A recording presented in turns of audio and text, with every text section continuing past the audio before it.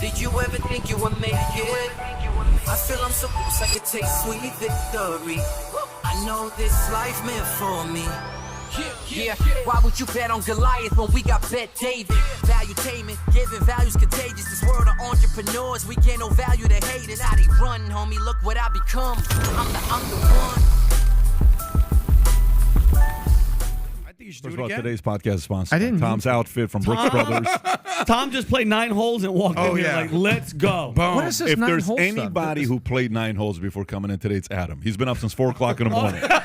Early morning golfing. And he's Orlando. glowing. Right. And he's glowing. Anyway, I can legitimately say this is the first time in my life that 4 o'clock in the morning was the time that I woke up, not going to well, bed. we're proud of you. We Yeah. just want to say publicly we're proud of you. 9 holes before and noon. what I'm Wow. even more proud of is the drive What were their from names? Orlando to here.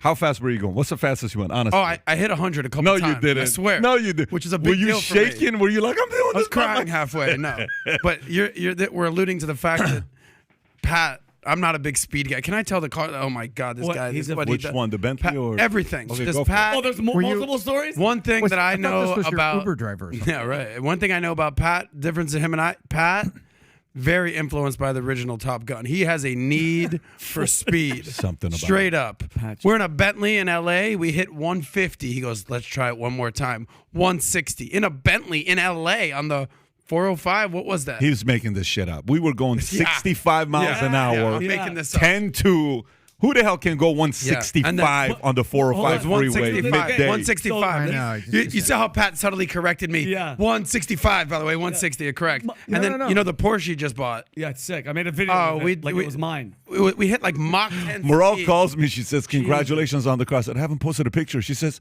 no, Vinny made a video about it. I'm like, I made a Way video too with fast. your car. There we Yo, go. Pat, is it because Pat's half Assyrian, half Armenian, like everybody knows. Armenians in Glendale drive like they're all late for something. They all BMWs, and it's just boom, Where they going? Nowhere. Their mother's house. it's got to be Either late easy. for something or it's the old adage, drive it like you stole it. Yeah, It's as if everyone in Glendale, it's easy place to be a cop in Glendale. 100%. Just stand somewhere. Don't even work. Sit and just give tickets away. Yeah, someone's going to be speeding. Yeah. So I guess the question is this in your blood? Like have to speed, Have have you to rush. have you ever seen my dad drive? Listen, my dad got his driver's license in the U.S., not Iran, in '84. From '84 till today, he's not once gotten a ticket. One time, cop pulled him over. I don't know for what reason. He got upset at the cop. He says, "How dare you pull me over? Go look at my record. I follow the law. Is what I do." The cop felt so bad he let my dad go. Wow. My dad wow. speed So is. what does that have to do with the fact that you go 165 on the regular? It's I not have in to his balance blood. it out. It's not in I his got to blood. balance It's that. not I in got to his blood. balance it out in It the skips family. a generation is what you're saying. So listen, we got a lot of things to go through. We got some. Did you guys see Dana White's response to when people say you need to take some time away to think about what you did? I didn't. Have you seen that? Have you guys seen that at all? Okay, first of all, we'll cover that. And they put noted marriage counselor Vince back on the board. Yeah, they did. Yeah. Vince McMahon back Yeah, on the yeah, board. yeah. Apparently, he's about to sell it to Saudi Arabia. There's some rumors about There it. you go. As if Harry needs any more help selling his book. We'll talk about his book.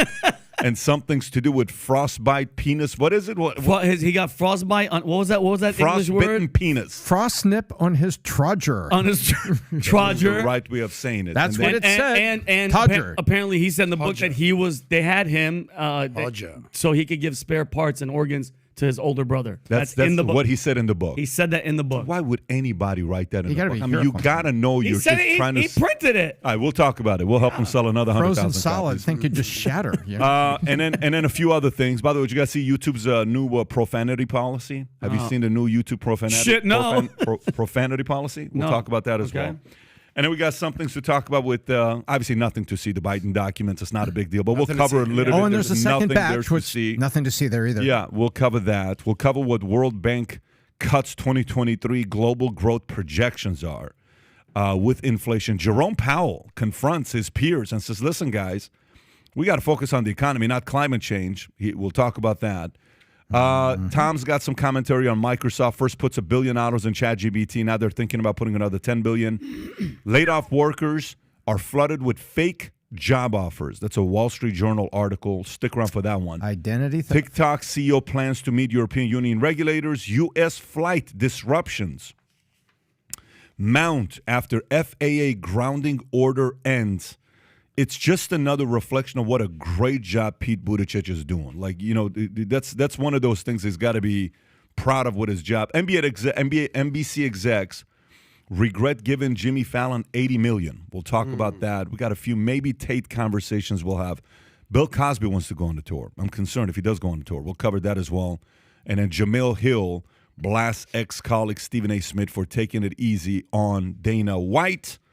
And maybe a few other stories. But, Tom, let's get right into the Jimmy Fallon story. Sounds like you got some stuff you want to talk about there. If you want to go to page 9 on what's going on with Jimmy Fallon. By the way, do you like Jimmy Fallon? Between him and Kimmel, do you like Fallon? I love Fallon is very likable. Okay. Two things, Pat. 100% Fallon. They're all, obviously, they're all politically biased, and they all do their one. Like, remember all the videos of get the all that Especially stuff. Kimmel, though. Kimmel. Fallon just did one this week. Kimmel is the most hypocritical thing about it. He's the biggest shit talker. Trump to everybody. Man show. He did blackface. He did Shaq. All the biggest mouth. He did Karl Malone. He did Karl Malone. My bad. He didn't do Shaq. But it's just not funny anymore. Yeah. It's not funny. The hypocrisy is not funny. It's not When funny. he did Karl Malone, some would say that was funny. But the act of, as if you walk on water. That's my problem. That's the part that you lose credibility. Get out of here, bro. If we're talking about comedy and late night comedians and Fallon and Kimmel and these guys, Seth Meyers, I'm missing one, Colbert. Yeah. The whole premise with comedy is being able to have misdirection. Oh, I didn't see that one coming. That came out of nowhere. That's hilarious. Like the joke he came showed us out today. of freaking nowhere. Yeah. But when you know where the joke starts and where it ends, so Donald Trump's house just got married. Like, you know where it's ending. Yeah. So you're just like, and as to a current comedian, former comedian, it's like if I'm looking at, I don't really watch a lot of late night, but if I do and I just kind of want to have some general entertainment, and you already know where the joke is headed, it's like exactly. Can't do it. By the way, we do have to. So this morning we have a tragic story that, like, we're trying to have a good time. All of a sudden, some guy comes in, giving us an article, emotional article. We're all laughing here until this guy brings this story. It's a kid that's in court. You guys saw this one here. Crazy. Kid is in court. He's he's been living Parents with are his getting mom. divorced. Parents are getting a divorce. A custody battle. Do you want to go with mom or dad? And they beat him. They says, no, I don't want to go with my mom or my dad. Terrible situation. They both beat him. Then the aunt is sitting there. Do you want to go with the aunt? He says, no, she beats me twice as much. Oh, my God. This thing gets, I mean, the judge at this point is confused. The grandparents beat him. Everybody beat him. Everybody says, so they're so confused. They said, where should we give this kid's custody battles to? He chose the Dallas Cowboys because they don't beat anybody. Okay. Yeah. Oh, that was hilarious. Take Anyway, that, Jerry Jones. Yeah. So let's go into. But by the way, just we're on this topic. Yeah. Do you watch any of these late night shows? Because Greg Gutfeld's very basic Fox knows is like the number one. Well, let me first read this story and we'll have the section. So NBC exec regret paying Jimmy Fallon $80 million contract extension as Fox News' Greg Gutfeld beats Tonight Show in ratings. The Tonight Show host, Jimmy Fallon, is reportedly losing the rating war to Fox News rival Greg Gutfeld. The show is currently drawing in less than 1.3 million viewers compared to Gutfeld's 2.5 million. Damn. And even less than Stephen Colbert's late show on CBS. Fallon signed $80 million out of 5-year extension with NBC nearly 19 million months ago, but has attracted 30 million subscribers to his YouTube channel. And but this does not drive up ad rates for the regular show. There had already been shakeups in the production staff, and Fallon's contract may not protect him from further changes. NBC may consider buying out Fallon's contract and replacing him with a host who can bring in more viewers. Pat. Tom. Oh, sorry. Well, I found this really interesting today because I saw Fallon, and then I saw like 3 other articles on big payouts going to NFL coaches getting fired. And this guy, Matt Rule of Carolina Panthers, he had gotten a 4-year extension for $40 million. So what happens is at the peak, NBC or the NFL or another sports league, they give these guys big extensions. And then they don't play out. So suddenly Jimmy Fallon basically goes 1-8 to start the year. He's not driving his ad rates up. His YouTube channel isn't helping the Tonight Show because they're saying, wow, he's on social media. He's got this and this, and it's helping us. And so there's a real little mini case study here. But the NFL has it right. I looked up into NFL contracts. This is very interesting. And it doesn't sound like NBC did this with Fallon. We were talking about non-compete yesterday. Yep. Right? Well, in the NFL, when you get fired, it's called please compete. And let me explain what that means. Please compete with me. In the NFL, Matt Rule, under the terms of his agreement, which is with the team, but there's also a jurisdictional element with the NFL, Matt Rule is going to get that $40 million. But from who? In the NFL, what they put in contracts, if you're under the age of 60, what's called the mitigation clause, you have to go out and find another job. You have to. And the NFL has got a whole team of lawyers and investigators that follow you around. And they're actually making phone calls for you, getting you hooked up with colleges or other teams. You want to know why? Let's say, Pat, you're the owner of the Carolina Panthers. You're on the hook, per the contract, for $40 million from Matt Rule because you're firing him after a 1-4 start and he lost the locker room. Get out. So it's one of the rare firings in the middle of the season. Well, you're on the hook for 40, unless maybe he goes back to Baylor and gets a 5-year, $20 million contract. That gets deducted from the 40. You don't have to you pay only it. owe 20. So you know him 20. Exactly right. And so this happens all over the place in the NFL. Cliff Kingsbury, Arizona Cardinals. People realize, oh, he had a $20 million extension. They owe him 20, unless Cliff gets another job. But Tom, let's stay on this topic here. So it's interesting you're saying this. So in other words, if you mean to tell me if somebody right now called NBC and said, hey, if CNN called NBC, they don't have the money to, but if CNN called NBC and said, hey, we'll take that contract away from you, just ship him to us. You mean to tell me they can't take that money away from NBC and pay that to them? Typically, we don't know what the fine print of Jimmy Fallon's contract says, but typically in media, they pay the money to keep Fallon on his couch, just in case they wouldn't want him to go to CNN and maybe blow up and be the old Jimmy Fallon competing with them. Wow. They don't want that. So they'd rather pay him the money. He sits on his couch, figures out what projects he's going to do, what he's going to invest in. He probably becomes a producer, executive producer, starts putting money into things that he wants to do. But the NFL's got it figured out. Instead of non-compete, it's please compete. Go get another job tomorrow. What a great concept for NFL. I mean, I understand what that means. Go take the money elsewhere. Go make the money elsewhere. But for Greg Gutfeld, so NBC is free cable, isn't it? It's free TV. Anybody has access to it. Sure. Anything you buy. It's Fox News free cable. It's not. You have to pay for it, right? Mm-hmm. You have to pay for cable to watch Greg Gutfeld. So let me get this straight. The one with the free audience is losing the one that you have to pay to watch it 100%. by 2x. That, by the way, that is absolutely embarrassing to think about. And Greg can you Gutfeld's find most successful producer, the most successful producer right now in all of the universe of cable and television is Greg Gutfeld. He created The Five. He owns a big chunk of that show. He's the most successful and the biggest viewership. He's king right now. And Pat, going off of what Adam said too, Pat, you know why? Check to see what Kimmel is getting. Kimmel is getting to see if he's beating both of them combined. Please and Pat, continue. when people say why, you know why Pat Gutfeld is out there, Tom? When you watch him on that couch and that's who he is there, and when he walks into your house or you're partying, he's that same guy. When you watch CNN and shit, you think, like, would you want to be at a party and see any of these anchors from Lemon or whenever Cuomo's in there? They have an agenda, bro. People like real shit. You know why Tucker's up there? Because Tucker's the same off as he is on. CNN and all these networks, bro, they're not. And that's why these guys are killing it. And they're baffled why CNN and all these left-wing political people are going down, bro. Look at this. Adam. Yeah, well, I just let's just kind of go back a second. Okay, just think about where we're at in America right now. This is actually Here we go. Here we are, guys. Yeah. Kumbaya. Not too long ago, 40 years ago, the beginning of our lifetime, there was one king of late night. His name was Johnny Carson. Best. If you made it, Johnny.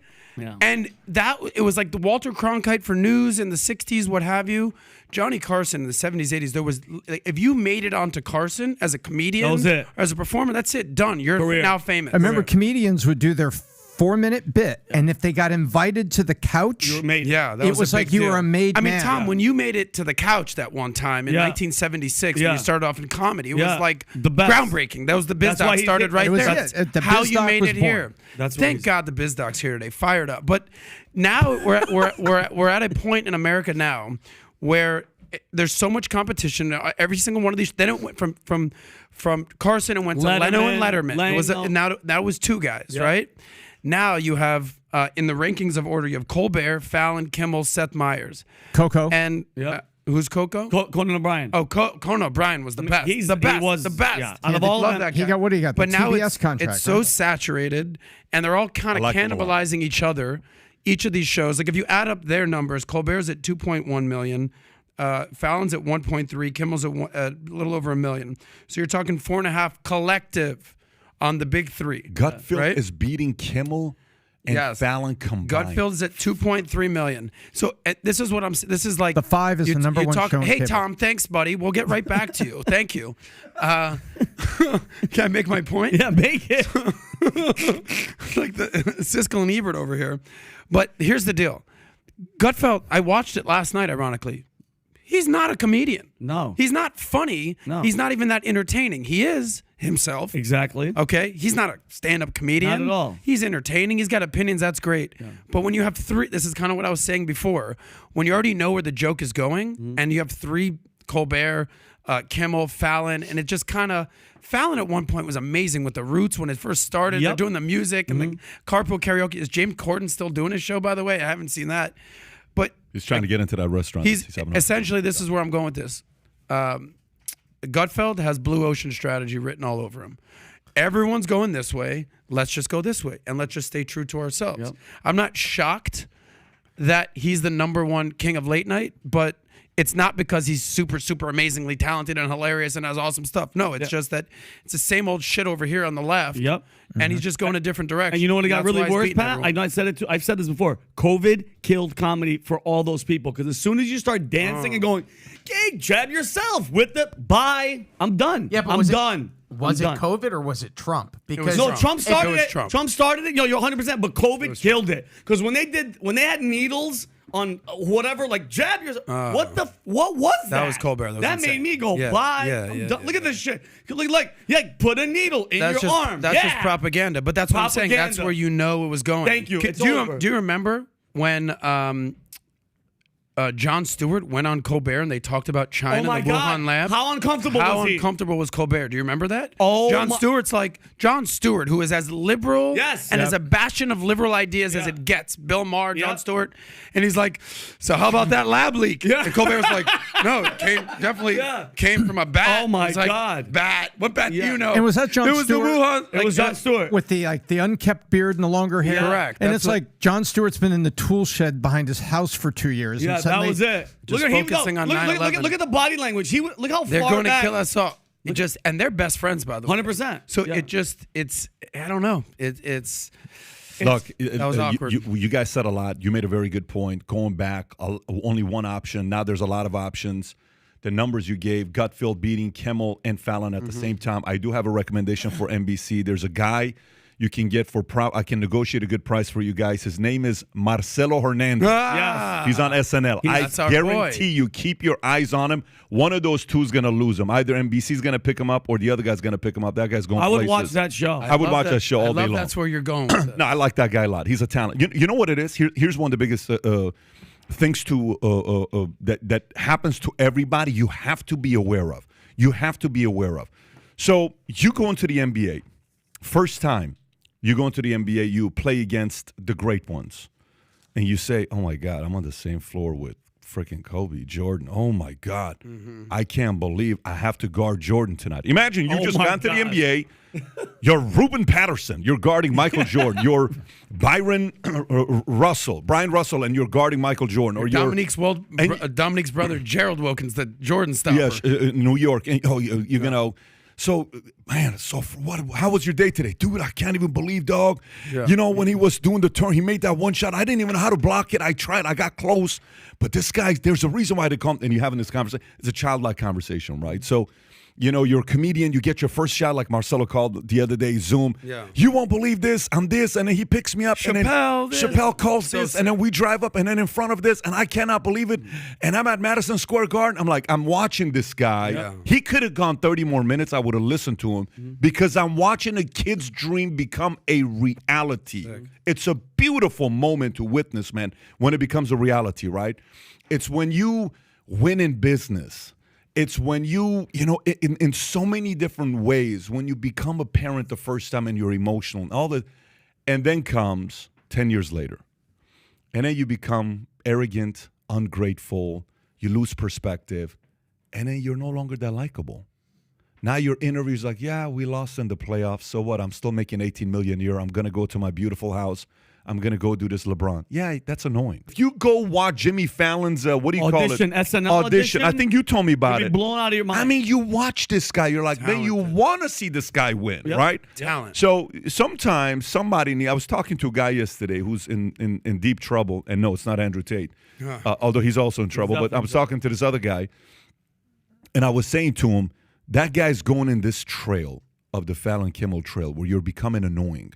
And you're becoming too arrogant. I'm like, who's he talking to that can kind of give him a different perspective? Because sometimes when you're in the Kimmel position or a Fallon position, you're in a web and you're stuck, and no one's telling you what you need to hear to pivot to one direction. Nobody is. Everybody around you is just telling the same. So you just keep going, then all of a sudden you become this arrogant guy that we have to fire and replace you with somebody else that's a little bit more excited to be there, that can stay childlike. This is why the people who win long term stay childlike the longest. Elon Musk is still childlike. Whoever stays childlike, not childish, childlike the longest wins. This morning, we're sitting here saying what you're saying about Tom. You know what feeling I got from Tom this morning? Childlike. I got this going on, I got that going on, I got this going on, I got that going on, I got this going on, I got that going on. It's like an excited kid that's got so many things to look forward to, right? So being childlike has nothing to do with your age. It has to do with a mindset to stay fresh, especially when your job is to entertain.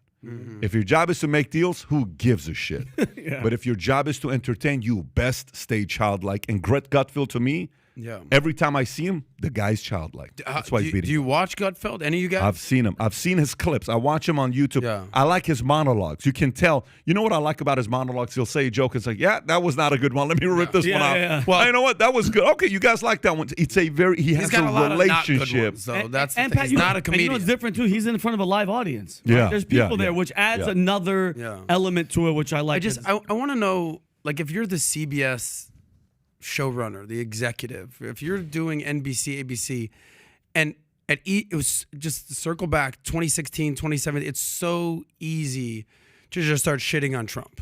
It's such a weird time in America. Yeah. Of course you are. And believe me, they would mess with Obama nowhere near Trump. I mean, not even close.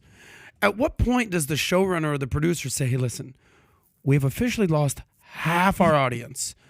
Why don't we be the ones to, like, bring this back in just a little? Let's say you're because Fallon doesn't go over the top like Kimmel or Colbert.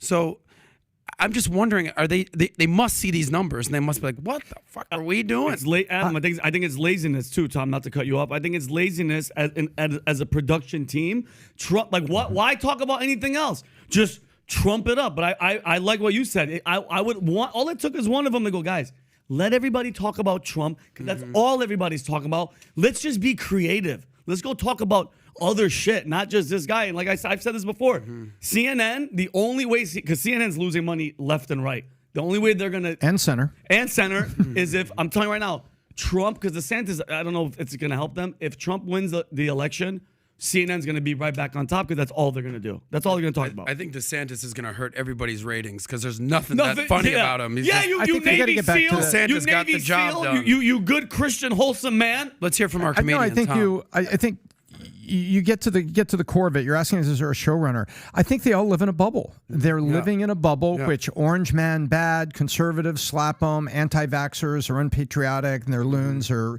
they're fringe, they're right-wing fringe. When you do that, you are ignoring the mass of the audience. And I think there was a day where that was cared about. But I think media in the bubble, I honestly don't think those late night, I think they are... And to a large degree, they're reading talking points, and it is kind of propagandist. I remember Letterman's first show on CBS. After the deals were done, the big thing, they opened the Ed Sullivan Theater in New York. Letterman does his first show. He's doing his opening monologue, And Letterman had this real nostalgic sense about NBC because NBC gave him a shot. He was almost the successor to Johnny Carson. He ends up on the after Johnny Carson saw it, and it was amazing. He cracks these two jokes, and then his buddy, Tom Brokaw, NBC News guy, cameos, walks into the CBS studio, takes the big cue cards and says, Dave, I'm really disappointed. Those last two jokes were the intellectual property of NBC. I'm taking them down the street. And he walks off the stage. And Letterman looks at the camera and says, and this was the shot for Warren Littlefield at NBC. He says, that's odd. I didn't think you could use intellectual property and NBC in the same sentence. Oh, wow. And it was funny, and it was truly funny. And you looked at the balance, and you looked at what Leno was doing and what Letterman was doing, and it wasn't political slap on parade. And I think they've lost that. I think now media's in a bubble, and they've lost it. I think something that you said that I want to highlight and go deeper on is the writers.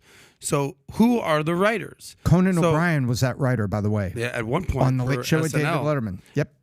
But who are the writers? Well, if you talk about 10-to-1 liberal professors to conservative professors at school. So if you go to school, or if you're in the media, entertainment, writing, performing, liberal arts part of the school, you tend to be more liberal. So now, just using basic numbers, let's say there's 10 applicants and 9 of them lean liberal. Right? Yeah. I mean, you did comedy. How many are more conservative versus liberal in comedy? In comedy, it's a lot more. 80, 90%. Yes? Yeah, 100%. So that's the candidates. That's the pool of talent. So that's what they're going to start writing to. So, I mean, who's doing all the writing? The Jews. I mean, they're doing. No, it's Cancel Adam. Typically more liberal minded people, and that's who's writing these jokes. So, I think you're absolutely spot on. It's not. Let's go to the they're next reading story. talking points 100%. from liberal Onward. writers. Let's go to the next story. Let's go to the next story with Microsoft GPT. Tom, they originally put $1 billion into it. Now they're going to $10 billion. Let's read this article here that we have. So Microsoft reportedly plans to invest $10 billion to create of a buzzy AI tool, ChatGPT. This is an NBC News story. A startup behind the popular AI tool ChatGPT as part of a funding round that would value OpenAI at $29 billion, according to reports. The deal would give Microsoft a 75% share of OpenAI profits until it recoups its investment, after which the company would assume a 49% stake in OpenAI. Damn, like 49%? The reports state that the deal has not been finalized yet and that the plan was to close the deal by the end of 2022. OpenAI ChatGPT is natural language processing model which can generate text that appears to be written by a human. It is widely used to be developing code and writing essays. This spin on ChatGPT may help Microsoft in its web search efforts. Tom.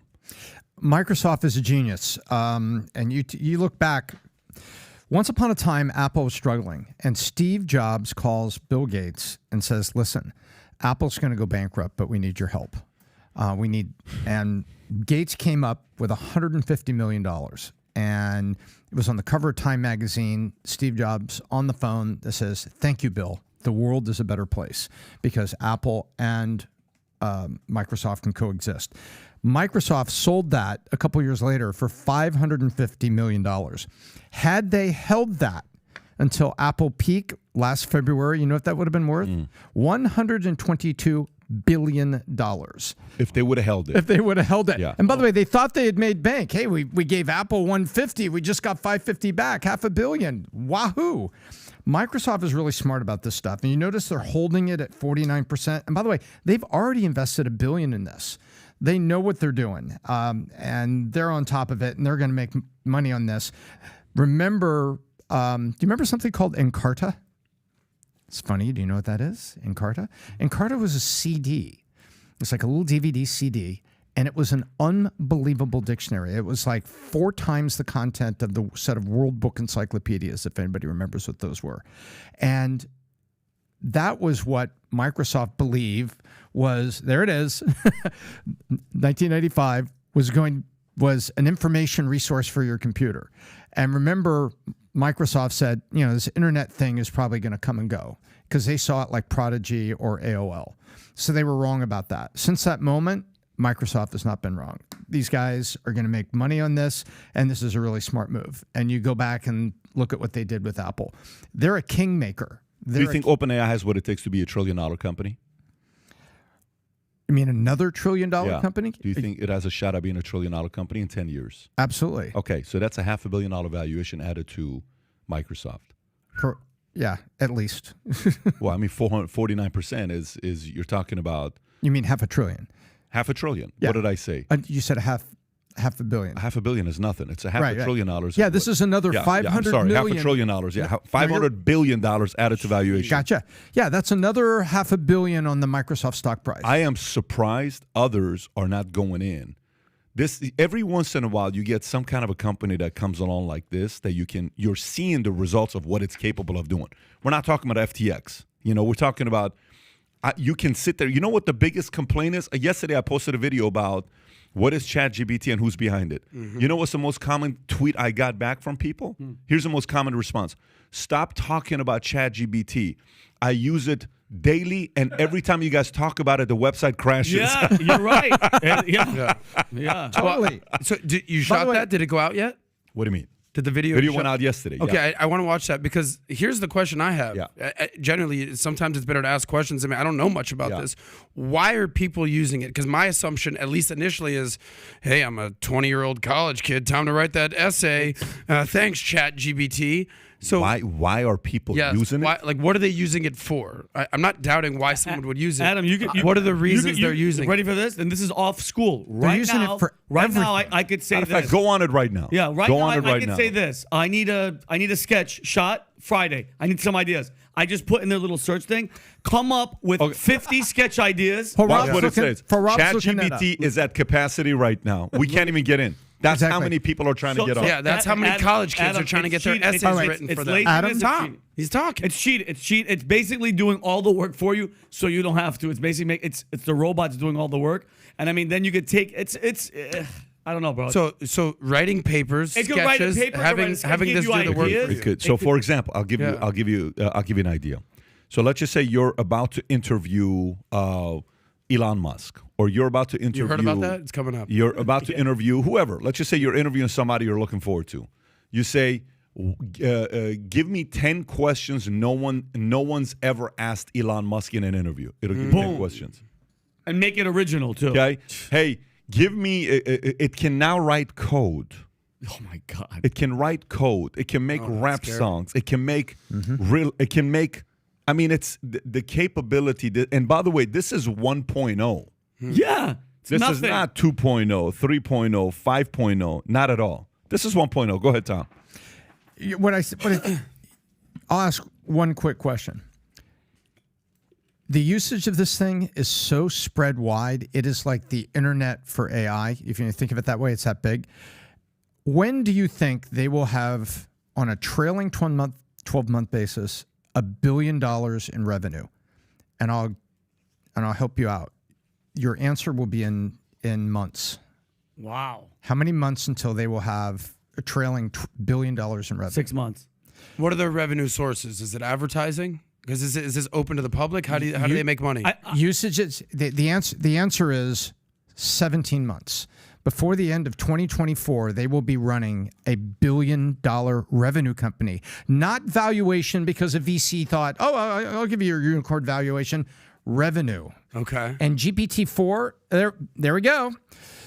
GPT-4, there it is coming, and that's just going to accelerate it further. And GPT-4, by the way, Thiel is putting $1 billion on here. The Planeteer guys. Are they public yet, Tom? Palantir guys? Palantir. Yeah. Are they Sorry. But how are they driving revenue? Is it all? Oh, it's going to be is it all $7.99 a advertising? week. I believe it's going to be $7. Can you look to see how much it's going to be per Yep, week? So you have to pay to use it? This It's is a plug-in license. That's basically the way it works. Plug into what? Whatever you want. What do you plug it into? You could plug it into a term paper website. And so you and I run a term paper website. People can go in and build term paper. We pay a plug-in licensing fee every time it's used. And Wow. So there's a subscription model built into it. correct. But is that how they're going to make the majority of their revenue, or is it going to be sponsors, advertising, that kind of stuff, ad revenue? I think it's D, all of the above. And because like right now, Adam, you could go in and it'll print something that's only like 2 or 3 pages for you, or like a page. You have to pay to get the full. You know what I mean? Gotcha. By the way, when did this launch? A month or two ago? November. Wow. It launched in 6. It's the fastest ever to get to 1 million users. 5 days. How do you think Rob got all this? You think Rob did this on bullshit? Rob didn't do this. Rob didn't even do this. By the way, Give me a podcast outline. Here's what people don't even know. This is why Greg Gutfeld's beating everybody. That's it. That's who's writing this monologue. Writers.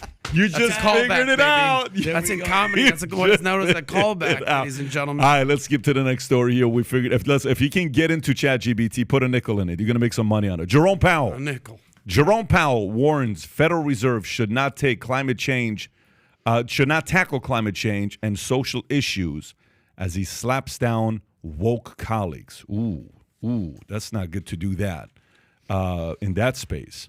All right, let's see what he says here. What page are we on? It's supposed to be 7. There you go. Okay. Federal Reserve Chair Jerome Powell cautioned that the Fed must resist the temptation to tackle social issues such as climate change, saying that taking on new goals such as climate or social policy without a clear statutory mandate would undermine the case for the Fed's independence. Powell emphasized that the Fed's regulatory powers give it a narrow role to ensure financial institutions appropriately manage the risks they face from climate change, but it should not be a climate policymaker. He also stated that decisions about policies to directly address climate change should be made by the elected branches of the government and must reflect the public's will as expressed through elections. What are your thoughts? By the way, tomorrow Vivek, who's going to be on, he wrote the book Woke and a couple other books on this topic, one other book on this topic. He'll be here, ESG. So what, Tom, is what he's really saying is ESG can apply to corporations, but not to the Federal Reserve. Let us do our part. Don't judge us with our ESG score. Or is he just saying, let's not get the two confused. Let's run a business here. Yeah, I think what he's talking about is independence. He's saying, listen, without a clear mandate, you're going to undermine our independence. We're supposed to independently look all over the economy, all over legislation and everything, and saying, where should interest rates, discount rates, and these other things be? We're supposed to be independent on that. Now you're saying that rates and other things would move and overnight banking rates would change if they want to penalize institutions or industries? No, I'm with Powell here. It's like, all right, I know everybody wants to do, and by the way, World Economic Forum, tomorrow they're getting together in Davos, it's coming up. Listen, most of the climate change thing is income redistribution. If you take a look at what's really going on there. And all he's saying is, hey, we're supposed to be independent, fueling the economy with everything that's in that. Leave us alone and do this, because unless there's a mandate to do this, you elected guys do it. You program guys do it. You tax guys do it. And I think that's all he's saying, and I think he's right. I just want to say one thing about Jerome Powell, and I'm gonna reiterate this. Jerome Powell is the most important person in America today. Yeah, you said it's not Trump, it's not Biden, it's not Elon Musk, it's not this person that. Like Jerome Powell, as Jerome Powell goes, the country goes at this point. Everything that's going on with inflation and money printing and stimulus checks and everything. I mean, is there a person even on Jerome Powell's level right now, including the president of the United States? Is anybody even touching Jerome Powell's status as far as the most important American in the world right now? Anybody? He's up there. He's up there with the amount of influence that he has. But what's your point with climate change? I don't know nothing about climate change. Just the fact that that's the stance that he's taking is a very, very... Yeah, but this is about climate change. We know he's the most powerful guy. But most people don't know that, is what I'm saying. But I understand that. So for a guy this powerful... Mm-hmm. To say what he says about climate change, what's he saying to his peers?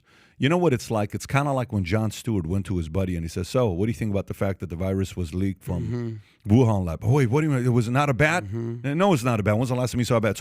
So Jerome Powell is essentially calling out his peers the same way Bill Maher is calling out his own side. Correct. It's the same way Stephen A. Smith is calling out his own side. It is a very tough position to be in, because when you get invited to those parties, which Jerome Powell is going to be at, people are going to go up to him and they're going to say, why would you make those kind of comments? You know how much progress we were making with climate change? And then you say something like that, and the media on the opposite side, our enemy's going to pick it up. We have to stay united. You can't say something like that. So for a guy like that to say that, it just comes across as there is at least somebody with logic that is thinking the way that Jerome Powell is thinking. And by the way, don't forget who nominated Jerome Powell.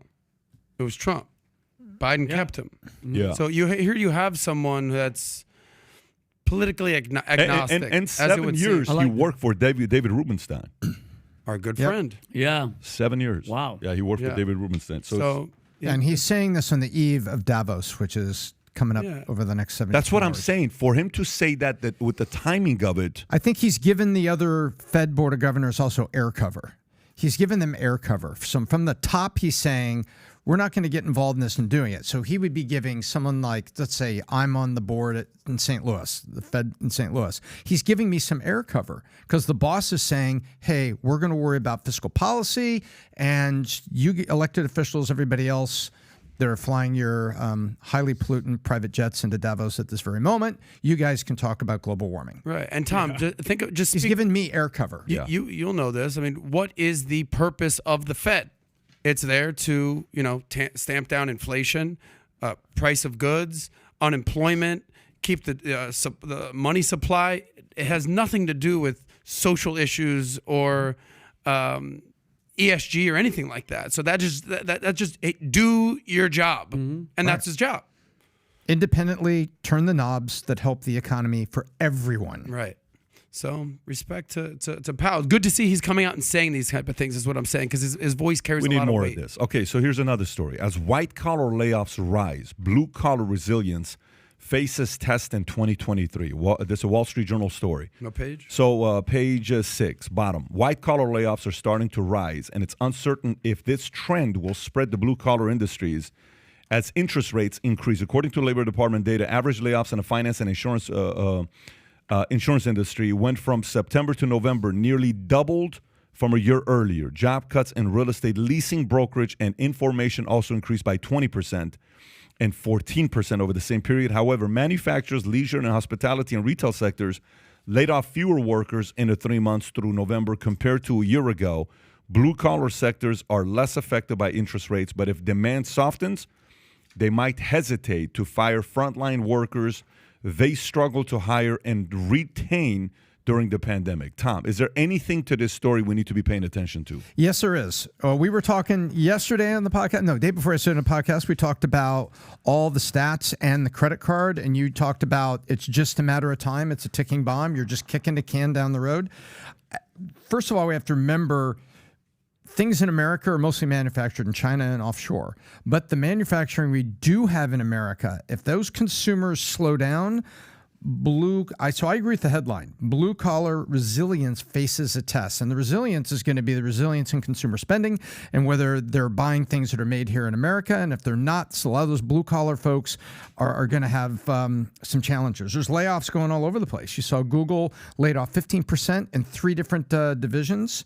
CFO Ruth Porat, really, really sharp. She's out there, what Google calls other bets, laying off. And it's all because of demand. And she's saying it's demand-based. They're not seeing the demand for the other bets that Google's making. So if credit cards and other things start reducing demand for physical things, because Google is IT, then yeah, I think blue collar halfway through this year, if it's a real recession, I think we should be seeing some of that. And I don't look forward to it. It's going to hurt core America. I'll add to that. Tom, likes to give them more macro perspective. I'll give more the micro perspective, how that affects you as your life. Well, I'm going to channel my inner Warren Buffett. The one way to be recession-proof or inflation-proof is to be the best at your job.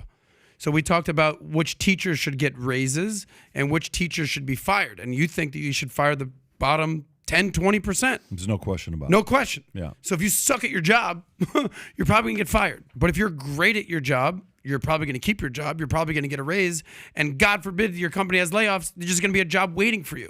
So at the end of the day, this comes down to personal responsibility, personal accountability, personal finance. Yeah. If you're the shit at your job, not shitty at your job, you're going to have a job forever. Yep. If you suck, good riddance. Get on that chat AI and start using the shit out of it right now. Exactly. Write term papers for people. Write term papers. Be the local genius. This is wonderful. Thank you.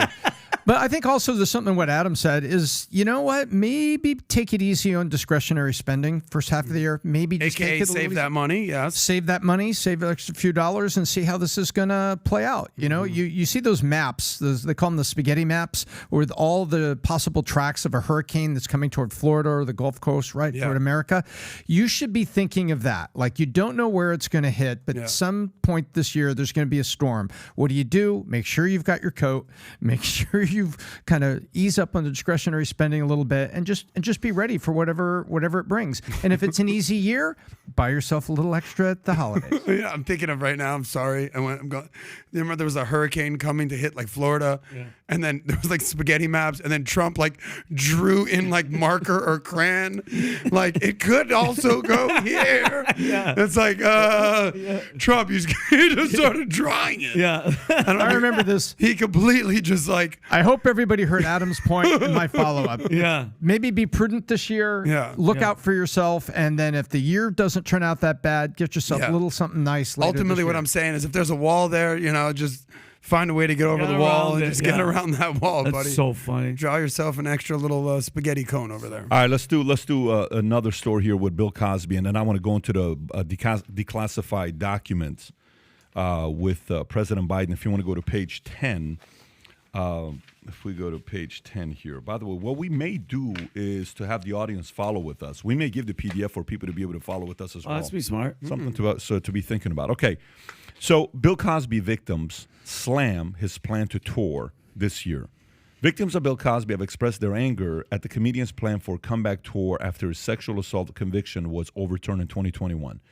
Andrew Constant, whose testimony played a crucial role in Cosby's 2018 conviction, said that if anybody deserves a comeback tour, it's the women he traumatized and abused. Other victims echoed the similar sentiments, expressing their belief that Cosby's reputation is damaged beyond repair and that he will continue to face protests and negative reactions from audiences. Cosby has been accused of sexual assault by around 45 women and spent 3 years in prison for the crime. So, good idea, bad idea. I mean, all I think about is that first show. If I'm willing to bet most people would go to the show just to see who's showing up, 100%, to see how they're going to react for this guy having the audacity to do this. So is he doing it for money? I don't think so. I think he's got money. Is he doing it because he wants to go set the record straight? Bad way of doing it. What do you think about the idea of him going on this tour? I mean, think about it. How old is he? He's falling apart. One of his eyes stopped Probably working. 80-something years old, I'm guessing. Dude, how old is Bill? I'm going to say 85. What, 85? 85 years old. Wow. Right? Pat, either he just doesn't want to be home. He's hours from being an organ donor. Yeah, there's two ways. Either he does not want to be home with, doesn't want to deal with that, or he genuinely loves comedy, which I heard. I watched The Comedian, which is an old thing with Jerry Seinfeld and Orny Adams, and they went to go see Bill Cosby in the theater, day shows, packed, sold out, and he would do, Rob, I think, 2.5 hours and just sit there and people would come. I think he's doing it. Him, personally, he's doing it because he's a comedian and he's been locked up and he's been away. Think about what his first joke is going to be. Think about the first thing that's going to come out of his mouth. So I just flew in from Dallas and put in my arms. Oh yeah. But I think I just flew in from jail. Who's going to sell the tickets to this thing? This is the Put You to Sleep tour sponsored by Roofie.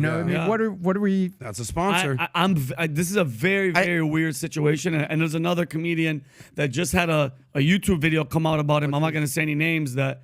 What's Bill Cosby's net worth, by the way? They started canceling some dates from this other comedian that had a documentary come out about him. It's not good. But I mean, if you have fans, some fans don't care. It'd be interesting. Tom brought up a good point. Who's going to sell tickets to this? Like Andrew Tate got deplatformed for misogynistic comments from PayPal, from Stripe. He couldn't actually receive income. Yeah. But this guy was convicted of raping women. Yeah. He's going to go out on tour. Is Ticketmaster going to be the one that's going to sell those tickets and back that? Well, you got the venue too. I mean, and hotels. Native Americans running the regional casinos that are very, very popular, Choctaw Casino and things like that. Which one of those is going to put their brand up, Pat, and allow to put Bill Cosby's name on the big sign in front of their brand? MGM presents Bill Cosby. I don't know. I don't see any major brands distancing them, acknowledging him and wanting to promote this guy. I just don't see it. Who's going to put their name on an 85-year-old guy? You're going to attach your wagon to this guy? Yeah. At the tail end of his career when he's trying to like clean up his legacy? You're like, all right. And I guarantee you, Pat, HBO now presents Bill Cosby? Hell no. I will guarantee you guys too, it'll sell out like that. I don't Watch. know. Who the hell's going to... You're gonna, dude. There's a demand. I don't disagree. Kind of like a that train it's wreck. gonna- Everyone was I don't car disagree. wreck. No, I don't think it's gonna. It's like the same reason people cannot wait to go watch Chris Rock's show the first time he's going to talk about what he's going to talk about. You know, did you guys see Eddie Murphy's speech this week when he won? And he says, "Hey, 46 years I've been an actor. I've been in the entertainment business 46 years, 41 years acting. This is the first time I'm winning this." And he says, "There's 3 things I learned in my career: mind your own business, pay your own taxes, and keep Will Smith's wife out of your mouth." He was brilliant. What did Eddie thought it Murphy was win? fun. I don't know what he won, but he won for this one show. And very, very interesting, different kind of an Eddie Murphy you're seeing nowadays. But for me with this, it's more about him. Why is he doing it at 85, okay? Why would you do it? What's your motive of wanting to do it? You really think people gonna 45 women? This ain't 1 or 2 or 3. You're talking about 45 of them. Yeah. Okay. You think that's people gonna be like, "Oh, you're forgiven. We'll move on." I don't think so. I don't know about that. I don't think so. But Pat, he can't leave his. Think about it. He can't leave his house because wherever he goes, there's gonna be. So maybe that's his only literally outlet to just get the hell out and sit in a room where people like him, so he could tell. I mean, what are you gonna talk about? I don't even get it. He's got a lot to talk about. Man, prison, 3 years of prison. I think he's just trying to clean up his legacy. That's uncleanable. I think it's 45 women. Well, okay, 45 that we know. Can I ask the panel some questions? I want to give you some names. You tell me the likelihood that they're guilty or not. Go Can we ahead. just do this? I'll be on my opinion. Okay. Go. OJ, Guilty. 100%. 100. So OJ 100. OJ killed 2 people straight up, and he's walking around. He lost a civil looking suit. for the killer still. Adam, not to cut you off. Okay. He tried to release a book that said, "I didn't do it, but if I did, this is how I would Here's do how I It it." was would've only done it. because I loved her very much. Remember that? Yeah. So you're at 100% OJ. OJ. OJ. Okay. So Cosby, how 100% guilty. he's He was- drugging girls. it was Not a even long- a it was a question, right? long Not court even a case. question. He was found right? guilty. Okay, Harvey Weinstein. Guilty. Guilty on 2 counts. He did all this, right? Yeah. That's right. Mrs. Tate. Weinstein needs Tate, as he's known in prison. I don't. I'm kind of on the. I don't know. 50-50. 50-50. 50-50. I don't know. But back to Cosby. We're all in agreement that OJ, Cosby, and Weinstein are guilty AF. Yeah. All right. I'm just putting that out there, that we're acknowledging the fact that they are guilty. Less movies. 100%. Meanwhile, OJ's still out there. Yeah. Killing it. Yeah. Bump. So we'll see what this guy Cosby has going on. But It is- I think Tom nailed it.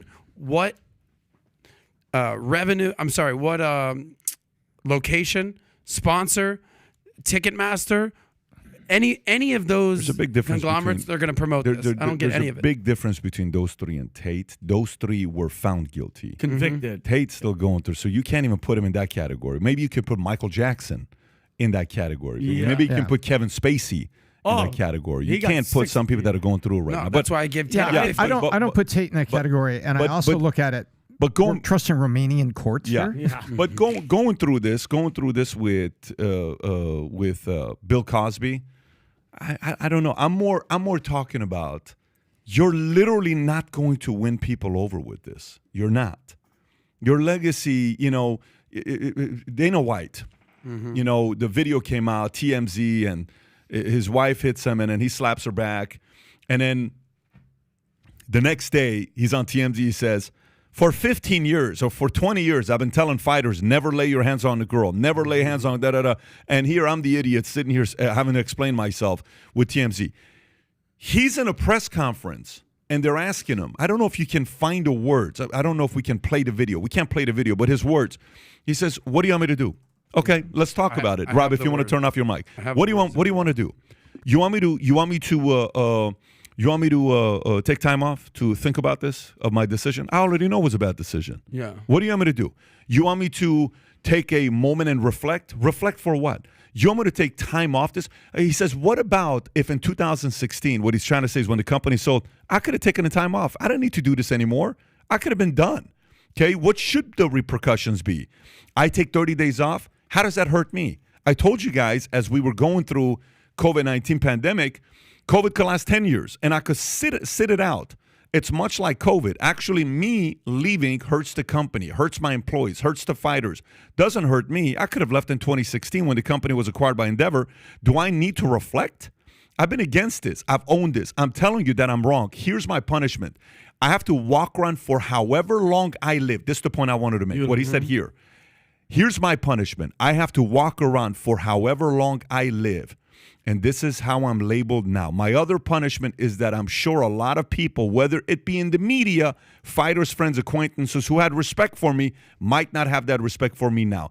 There's a lot of things I have to deal with for the rest of my life that's way more punishment than what I take a 30 or 60-day absence of.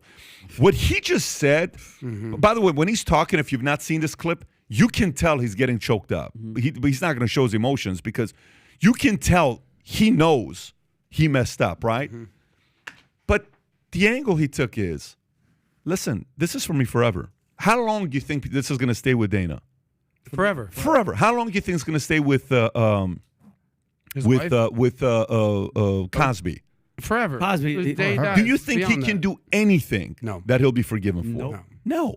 This is permanent, okay?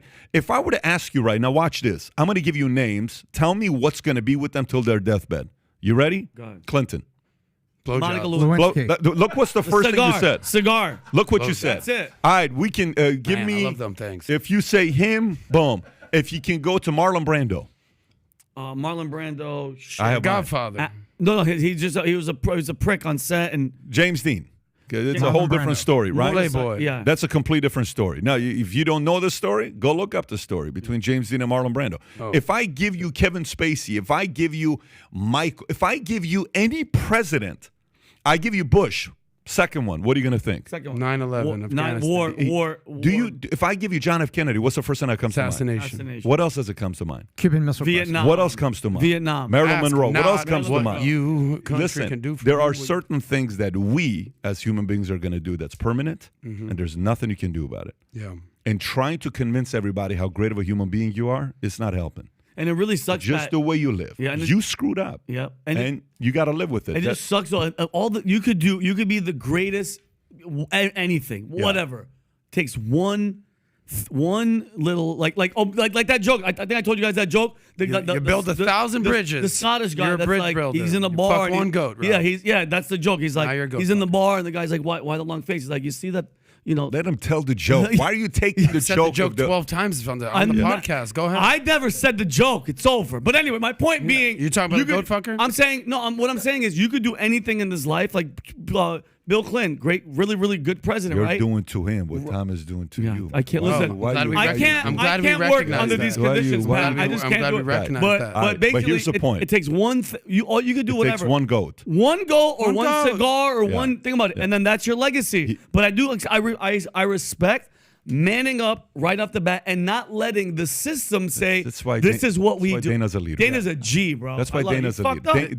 Dana Completely agree. mans up, handles it, and then says, what do you want me to do? Yeah. Take 30 days off? Take 60 days off? Take what? What do you want me to do here, right? Versus, you hear certain people like, well, let me tell you, I'm this, and let me tell you, it's the Matrix. Let me tell you, it's this. And no, man, just like, what position do you want to take? This is sounding like no victim on the way this guy handled it. Dana, the way he's handling this, sounds like I effed up. I'm not a victim. Don't feel bad for me. My life's going to suck because of this decision that I made. My kids are always in arguments because, well, you did this, Dad. How can you tell me you're being a hypocrite? He knows this. This is permanent. FYI, what this does is, this isn't about, you know how they say success, there's levels to success. So let's talk about levels to success. What are levels to success, okay? Levels of success is you were a high school freaking superstar. Shit. You got records in your high school. Damn it, when you go back, it's like Al Bundy. You know my records? 4 Do you know- touchdowns, polk high. Man, you guys should go back and look at my records in high school when I played basketball. My the only stats you'll see with records with me is elbows. The other day, my coach called me from. He called me. We're having a conversation together with this guy from New Century City Basketball Association when I was playing at Equa Park. He says, do you remember when we lost by 100 points? I said, do I remember? My dad's kept a trophy since 14 years old. Of course I remember. It's the only sports trophy I got. I wasn't an athlete like the two of you guys. Yeah. By the way, just so you know, these two guys were superstars. You go out with Vinny. Vinny throws the ball, and the ball just it's still traveling, by the way. Makes it look like it's nothing. Adam throws the ball. It's like he woke up. No problem, right? But no, there's levels to sports. You had the levels to sharpest business. elbows in all of Glendale. There's levels to fighters. One guy, hey, do you see that guy was a great fighter? He punched one guy in the face. He fell. For the rest of his life, he's a great fighter. It's one punch, okay? That guy's a great gambler. That guy's this. There's levels to success, and there's levels to F-ups. There's levels to F-ups, meaning Cosby's F-up is a level on its own. Yeah. Michael Jackson's F-up is pretty up there. OJ's is OJ. Yeah. It's up there, right? It's as big as it Kevin Spacey is up there. Dana White is a bad F-up. It ain't up there at the level of these guys. No. Like, you know what I'm saying? So there's levels to F-up, You want to do whatever you can to have the massive F-ups in life. Those are the ones you want to avoid as much as possible because they are permanent, and no matter what you do, as much as we love redemption, we do love redemption. This is America. We're all about redemption.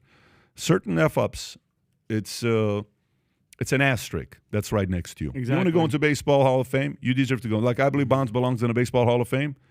You can put pre-steroids, post-steroids. Just you can say size of hat 7 1/4, size of hat 8 1/4. I mean, that's all you got to put. You know what I'm saying? So, but anyways, props to Dana on the way he handled it. That was a great. I think any major PR firm that you're going through targeted by a media trying to defame you, which is going to happen as you get big. They did it to Rogan. They do it to everybody.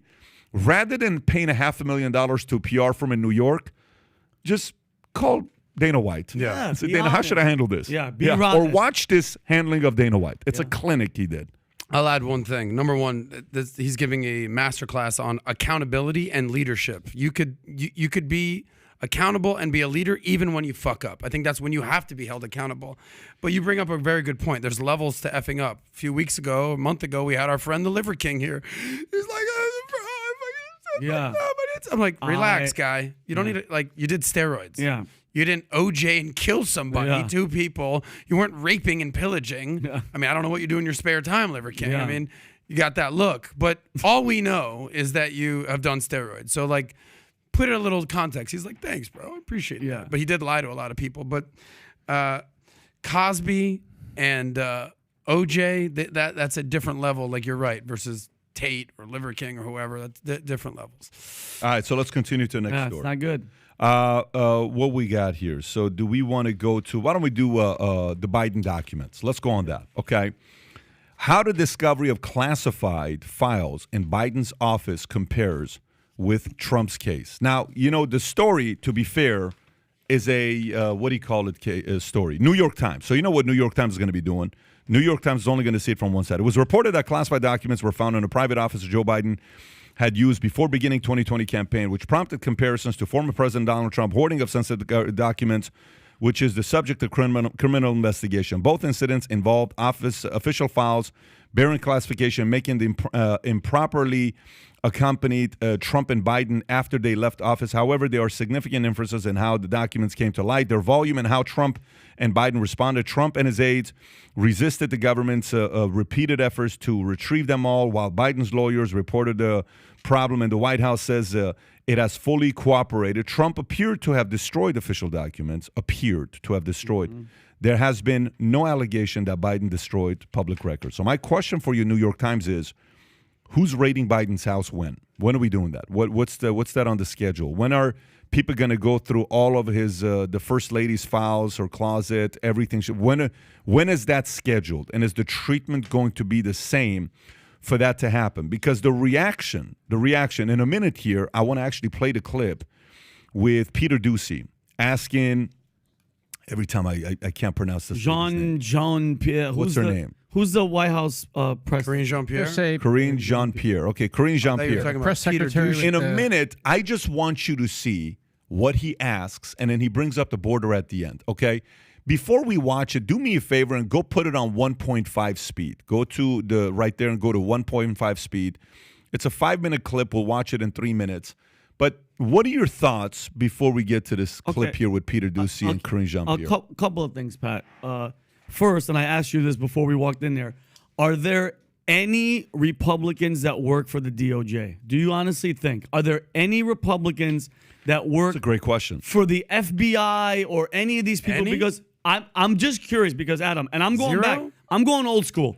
Go back to Hillary Clinton with Benghazi, okay? Go to Hillary Clinton with the emails from Loretta Lynch, who was the Attorney General, to James Comey. They live in front of our faces change, like instead of, what was it called? Instead of gross negligence, which is you go to jail, it was extreme carelessness. The Democrats take care of each other, bro. I'm telling you right now. And from what I see it, there's no Republicans inside the DOJ because these people get away with literally murder. They could do whatever the hell they want. And it's like, bro, it goes back to my point where Fox has all these eyes. Fox is number one in everything. Fox has all the viewership. And we have all this attention, but nothing gets done. Are the Democrats, is the left that in charge, Pat? And I'm going to be honest with you, nothing is going to come out about this. Nothing is going to come out about Fauci. Fauci's not going to go to jail. These people are protected. And all it is, hey, look, we caught you. And then we just move on. That's it. That's all that happens. Yeah, I kind of agree with you. And when I read the New York Times article, I just want to look around. So I don't react. I start looking around. I'm like, in a private office in a locked closet. Well, where was the private office?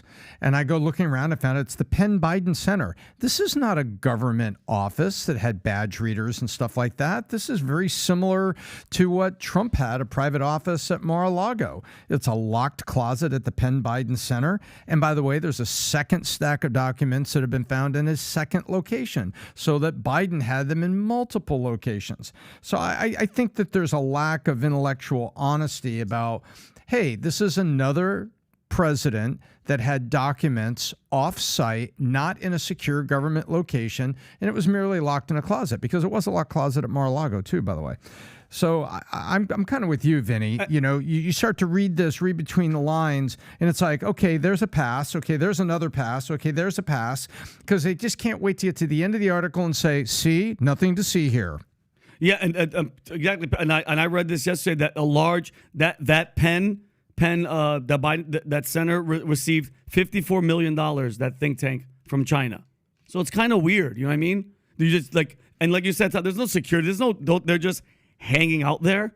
You know what I mean? They're just there. If you're going to nail Trump for a locked closet at Mar-a-Lago, then you mean the think tank got $54 million? Think tank that place got $54 million. You have to nail them. For Trump. What do you mean? They were taking dinner napkins that he had from dinner. First of all, just so put the stats in place on what he's talking about, the think tank, Biden's think tank, in 2018 received $15.8 million from anonymous Chinese gifts. Weird. And then 3 months later, May of 2018, $14.5 million anonymous donation from China to UPenn. So weird, Pat. This is stuff that should be, and Hunter got a $1 million gift from an anonymous donor. He sold an art piece and he got paid. So listen, it's time to, if you guys want to investigate somebody, do you know what's the craziest thing? Let me tell you what the craziest thing is.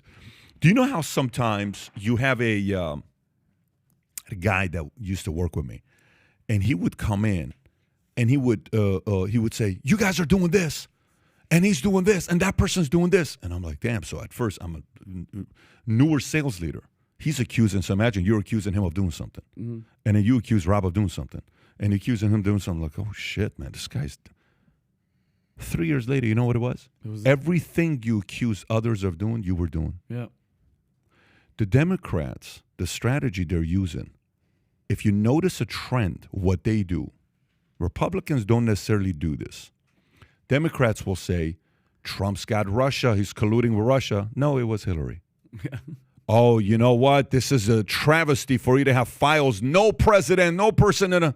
It was really Biden. Oh, when it comes down to taxes, these guys don't want to give back and they don't want to pay taxes. You pull up their charity, they barely give any money to charity, to anybody. Mm-hmm. Democrats are the worst at giving money to charity. Oh, these guys don't want to care about people. You care about people. So it's almost as if it's only like the kid that points out the other kid in your family. Like you got kids. One kid is pointing out another kid what he doesn't do. It's the kid that doesn't do it. So it's a very interesting thing that they keep getting caught. I just want you to watch this here. Let's play this. We're playing it on 1.5. And watch the questions Peter Doocy asks and watch her reaction. And in the comment section, in the chat section, you write down the questions he's asking, fair, and her reaction to it. Go ahead, Rob. Korean first, does President Biden have confidence in Transportation Secretary Buttigieg? Yes. Why? Because Secretary Buttigieg he respects the secretary and the work that he has been doing. You have seen the secretary on TV. You've probably spoken to him. You've seen him on yourself, TV. And That's they're doing work. everything that they can Lord to make audio sure a little that the bit. experience that Andres, have, is a good one. That's why they've held the airlines accountable. You've seen the secretary do that over and over again, and we understand. We understand what Americans have been going through these past couple of months. That's why the secretary has been very clear on making sure that they are held accountable. Has put in processes in place to make sure that occurs. And yes, the president has confidence in Secretary Buttigieg. And then on these documents, how could anyone be that irresponsible?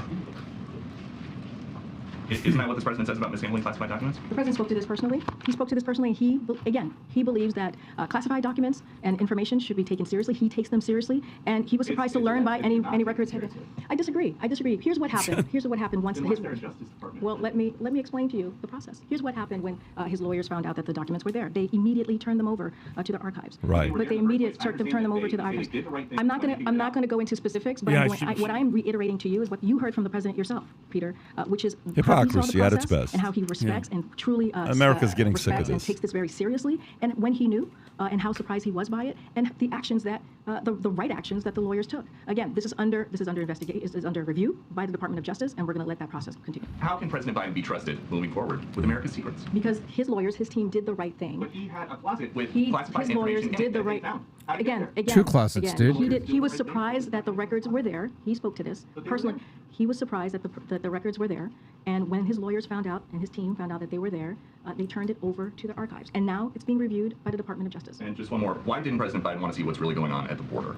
He did see exactly what's going on at the border. He didn't talk to any migrants, and he didn't go anywhere that people actually cross illegally. You Why can not? stop it here. But he met. Pause it here. So you see that. What are your thoughts, Adam, on her reaction? Well, obviously, her job is to defend the president. Whether it's Huckabee Sanders or Caitlin McEnany or Sean Spicer, like your job is to represent the president. I just think I'm at a point where I don't think either side has a monopoly on being righteous.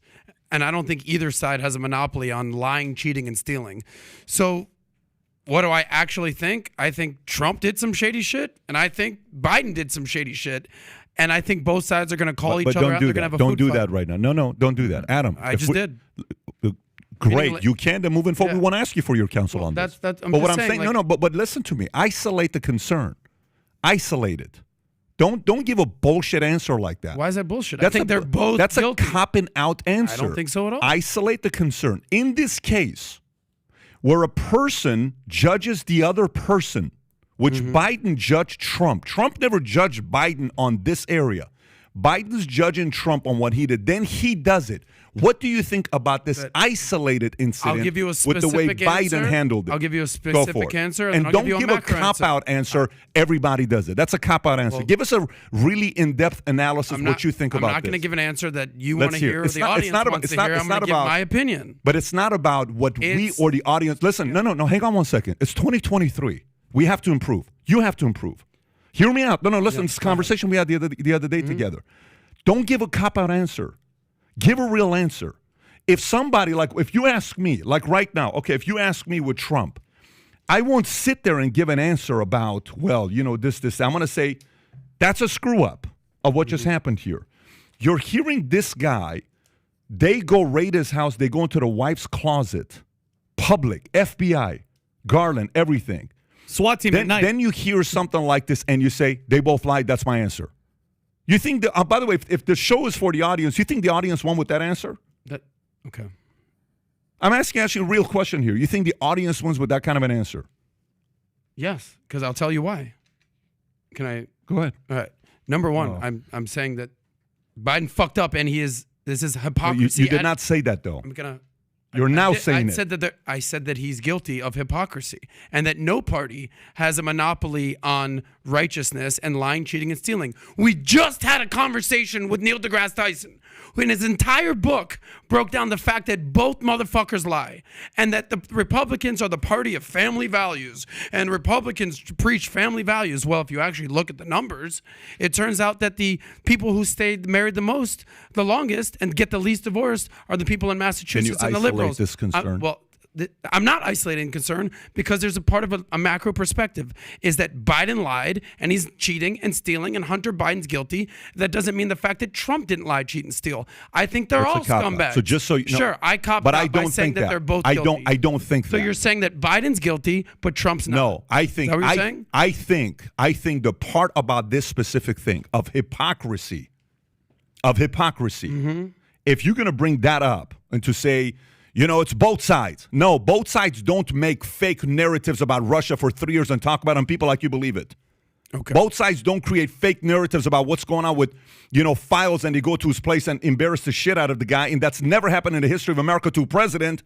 Both sides don't do it. Only one side does that. If you're asking me if Trump was treated unfairly, I'll say yes. But it's not. But it's not like Trump didn't shoot himself in the foot a million times. If we haven't, the next topic we're going to is Trump's CFO. What are you talking about? It's the next topic I'm about to go into. My point exactly, because he did shady shit also. No, it's called isolate the issue. Okay. If I'm having a conversation with a person and the conversation is around an issue, that's this issue. Don't give me another but. Yes, we all agree, but. In this area, if you look, okay, what is the criticism I give Republicans? What is the criticism I give Republicans? What is it? Okay, what is the criticism I give to Christians? Why was I an atheist for 25 years? Why am I very careful and uncomfortable about talking about the fact I go to church on Sundays? Why am I very uncomfortable with trying to I don't even want to almost advertise that part. Like I'm a Christian. Why don't I do that? Do you know why I don't do that? Because too many people from the other side use that as a way to be almighty and judge the other people to be perfect, and behind closed doors, they're doing some shit. Self-righteousness. But that is a isolated concern to that area. That is the criticism they deserve. Mm-hmm. In this one here, on this isolated issue, this is hypocrisy. This right here, when you're sitting there just a few months ago, you're acting holy and knowing, do you know how many presidents and VPs have had declassified paperwork at their house? Do you know how many of them have had it? Tell me. Every one of them. All of them do. But no, it's not okay. No. It's the okay where when Trump had it, for people to say, yeah, we all have it. No. They turned it into the end of the freaking world. And then when this guy has it, what does Joy Behar say? Joy Behar says, well, listen, this is really what it comes down to. I trust Biden and I don't trust Biden. Yeah, great answer. No, I'm sorry. We know trust lies, and we know Biden doesn't, is what you said. That's what I want to hear from you on this topic. If it's a topic about Trump, one time Donald Trump Jr. is out there and they give the speech with him and Kimberly Guilfoyle. Do you remember that one time they gave the topic and we're like, what the hell were they on? Do you remember that one time, a year and a half? Kimberly Guilfoyle gave a speech clearly on cocaine? Okay. Okay. But the point is this. We don't hold back from having opinions on issues. This right here is purely hypocrisy. I agree with you. This right here is hypocrisy in this sense, and they're not being held accountable to it. He's getting away with murder. What Hunter's done, none of Trump's kids have anything but the way the market sells it. But Trump's kids are bad and Biden's kids are good. They'll do a softball interview with a guy like, Hunter. Well, listen, life's been hard, hasn't it? Yeah, and you're trying to change. What's wrong with that? Jimmy Kimmel does an interview like that. And next thing you know, the interview with the other guy. So on this part here, Adam, this is not, they're both liars. Both sides of politics lie. That part of the question is out the window. This is which one uses the level of manipulation the way that they do. Nobody uses manipulation like the left. Nobody. The right acts righteous, annoying. The left manipulates. They divide. Mm-hmm. That is their level of expertise. This is the whole concept with this part here. You sit there and you act like your people on your side. Well, I trust those guys, but the other guy, God forbid. Like right now, have you seen what's going on with Stephen A. Smith right now? Have you seen how much hate he's getting, Stephen A. Smith? I saw a little bit before we walked in here. Stephen A. Smith is getting hate just because he's running a podcast and he's having Sean Hannity on, or as having all these other people on. It's like, how could you have somebody like that on there? Bro, I want to talk to these guys. Yeah. Just like you are. Because I want to talk to these guys. So Iranian people calling me, why are you having Reza Aslan on? Do you know he's Nayak? Do you know he's this? I don't care. I enjoy it. Yeah. I want to have these people on. But as we're going and we're talking topics, I want us to give isolated issues with this rather than just a lazy comment of saying, everybody's doing it. We don't benefit from that. We actually want to know how you think about it. Yeah, well, number one, just to be clear, I started off the entire conversation with saying this is hypocrisy. But I also am able to walk and chew gum at the same time and say, hey, you know what? This specific incident seems shady as hell and should be investigated. But from a macro perspective, I think they're all freaking shady. And I think they're all two-faced. And I think that they're all up to no good. So I think it's a level of media and media scrutiny. So on one hand, it's like, well, you know, if you're complaining about what the left's doing, then fucking do it also, Republicans, okay? Like, don't just let, oh, they have a strategy that's working? Well, why don't you use it? Oh, there's too many professors in in school that are liberals? Well, why don't you go get some freaking jobs, Republicans? Oh, the media has a monopoly on what they're saying? Well, start a fucking media company. So what I'm saying is, like, there's isolated incidents and there's macro perspectives. I happen to think that Trump did some shady ass shit and he should be held accountable. I also think that Joe Biden and Hunter Biden have done some shady ass shit and they should be held accountable. And my entire point here is stop mudslinging and food fighting at the other team and hold everybody accountable. And that's where I stand on this. Yeah, unfortunately, Adam, the problem with what you're saying, no one can sit here and tell us we only bring one-sided guests. No one can say that. Correct. Okay. All right. So no one's going to sit here and say we only bring people we agree with, or we only do this, or even us at the panel here that we have that we all 100% agree with. No one's going to say that about us. We'll sit there, we'll have the conversation, and we'll still go have lunch today and not have a problem. We're isolating this concern to show how one side is being treated versus another side. You know, when you're going to have kids here soon. When you have multiple kids, you know what's the most annoying thing that kids get frustrated with parents? When you favor one more than the other, I'm assuming? When it's double standards. This morning we have a new rule now. The kids have to be out of the house by a certain time, or else the kid that caused being late owes $1 to the other two. Mm-hmm. Okay? One of our kids today was late by 1 minute. He owes the other two $1. You know what's going to happen? He's going to come, but that's not fair and da-da-da-da-da. But he's going to say, let me tell you, I'm fair with all of you guys. When that person's late, when this person's late, you got to do the same exact standards. Here's what you got. They're not doing that. The way they being the DOJ is the reason why you asked the question saying, what are how many Republicans on the DOJ? Like, you really think the DOJ is going to investigate and get to the bottom of it? No way. We just found that FBI, the government's been spying on us. Like, oh, we're going to investigate this. So let me get this straight. It's like saying, Adam, I think your taxes have been a little bit off. Adam says, you know what? Let me go audit myself. Yeah. I'm going to go audit myself. And what's the reason, though? What's the reason for what? I literally don't know the answer, but Vinny brought up the question, how many Republicans are in the DOJ? Well, is it because is there a Democrat president? Is it because Twitter, the FBI and the DOJ is in bed together? Yeah. But how does that happen is what I'm saying. So check this out. They don't just recruit Democrats. Here's a question. I dare you to go on CNN and MSNBC and actually look how many times they've covered the Twitter files. You know what the answer is? I have no doubt that it's not that much. But do you realize how important that is, that the government is telling Twitter to silence certain influencers and certain stories, not to post something, and channels were taken down people who rely on the source of income just because they had a different position than the government. Somebody from the White House called and said, shut that person's account down, clean that person's place up. That's not both sides. That's one side that's doing this. That's the part that it's isolating this issue. That is the part. We can isolate the issue of people on the right and church and how righteous and all that. We can isolate the issue with Catholics, church. We can isolate the issue with every single thing that we do. Mm-hmm. In this area, when it comes down to people being held accountable, historically, the left is rarely held accountable when it comes down to institutions such as DOJ, FBI, and others. Historically, and Pat, recently, they're in and they're recent, not historic. I would say recent. Yeah, exactly. So I correct myself, and I say recent. Yeah, bro, just from the video that Rob played from just the White House briefing, have you realized the difference remember the White House briefings during Trump, let's say, with Sarah Huckabee, from all of them.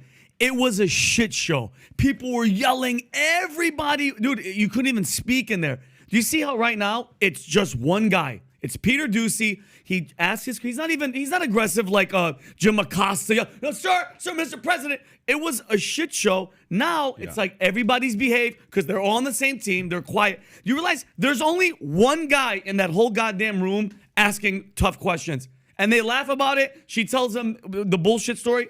And they move on.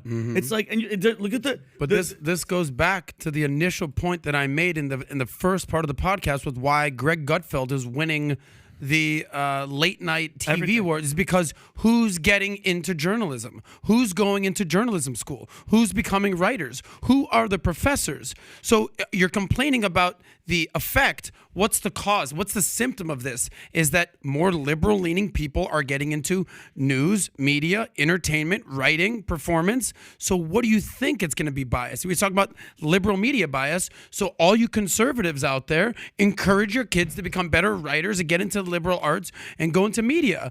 Or just same old, status quo. So what I'm saying is like, yes, you are right. Yes, you are correct. Yes, there is liberal media bias. Yes, they don't cover a lot of stories. What are you going to do about it? Because you already know the answer. Yep. You just complain about it? That's one part of it. That's all we do. Or you're going to raise your kids and tell your kids to go to college. And so that's what I'm saying. It's like, I agree, but there's a bigger perspective out there. That's all I'm saying. So, Pat, I just want to ask you really, really quick. So somebody that's frustrated because I never knew what left or right was till 9/11 when I was in the military, and then I started seeing everything, bro, from the lies to the truth. So I'm where I'm at right now. Is one side so in control, because we're seeing it right now, that with all the stuff that the left gets away with, the right, they hold them to the fire, but are we just screwed in the fact that like all this stuff could come out from the Twitter thing to Biden to the all the classified, and nothing's gonna happen? Nothing's gonna happen to I don't think from that's gonna be Fauci the to case. none of them.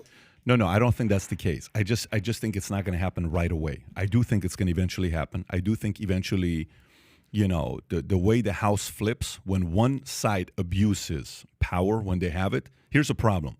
When you're so powerful, you use your powers to bully. All you're doing is developing a delayed time bomb of the other side getting also more powerful. So they're going to retaliate and bully you. There's a reason why when somebody has all the power in the world and they don't bully, they gain respect. To say, hey, this Marcus Aurelius guy meditations, you had all the power in the world, but the people loved you for the 7 years you were there from 62 AD to 69 AD. People loved you because the way he was with his people. And he had a slave sitting behind him telling him, hey, just so you know, you're a nobody. You're a regular guy. You're not that special. A guy whispered that to his ears. You're mortal. You're mortal. You're going to die. This is like that. He needed that as a reminder. This is going to keep going back and forth, and it's not going to be pretty on the other side when they come and get him. But at the same time, it is true that people are sitting there, like right now on Twitter.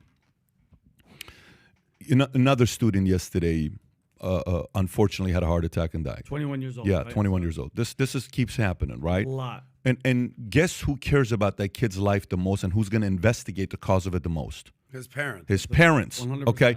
And do you think parents are ever going to forget that? No. Ever. Parents are going to sit there and do as much due diligence as possible. Just like Robert De Niro, who cannot stand Donald Trump, can't even control himself. Hates him. But ask about his 23-year-old son.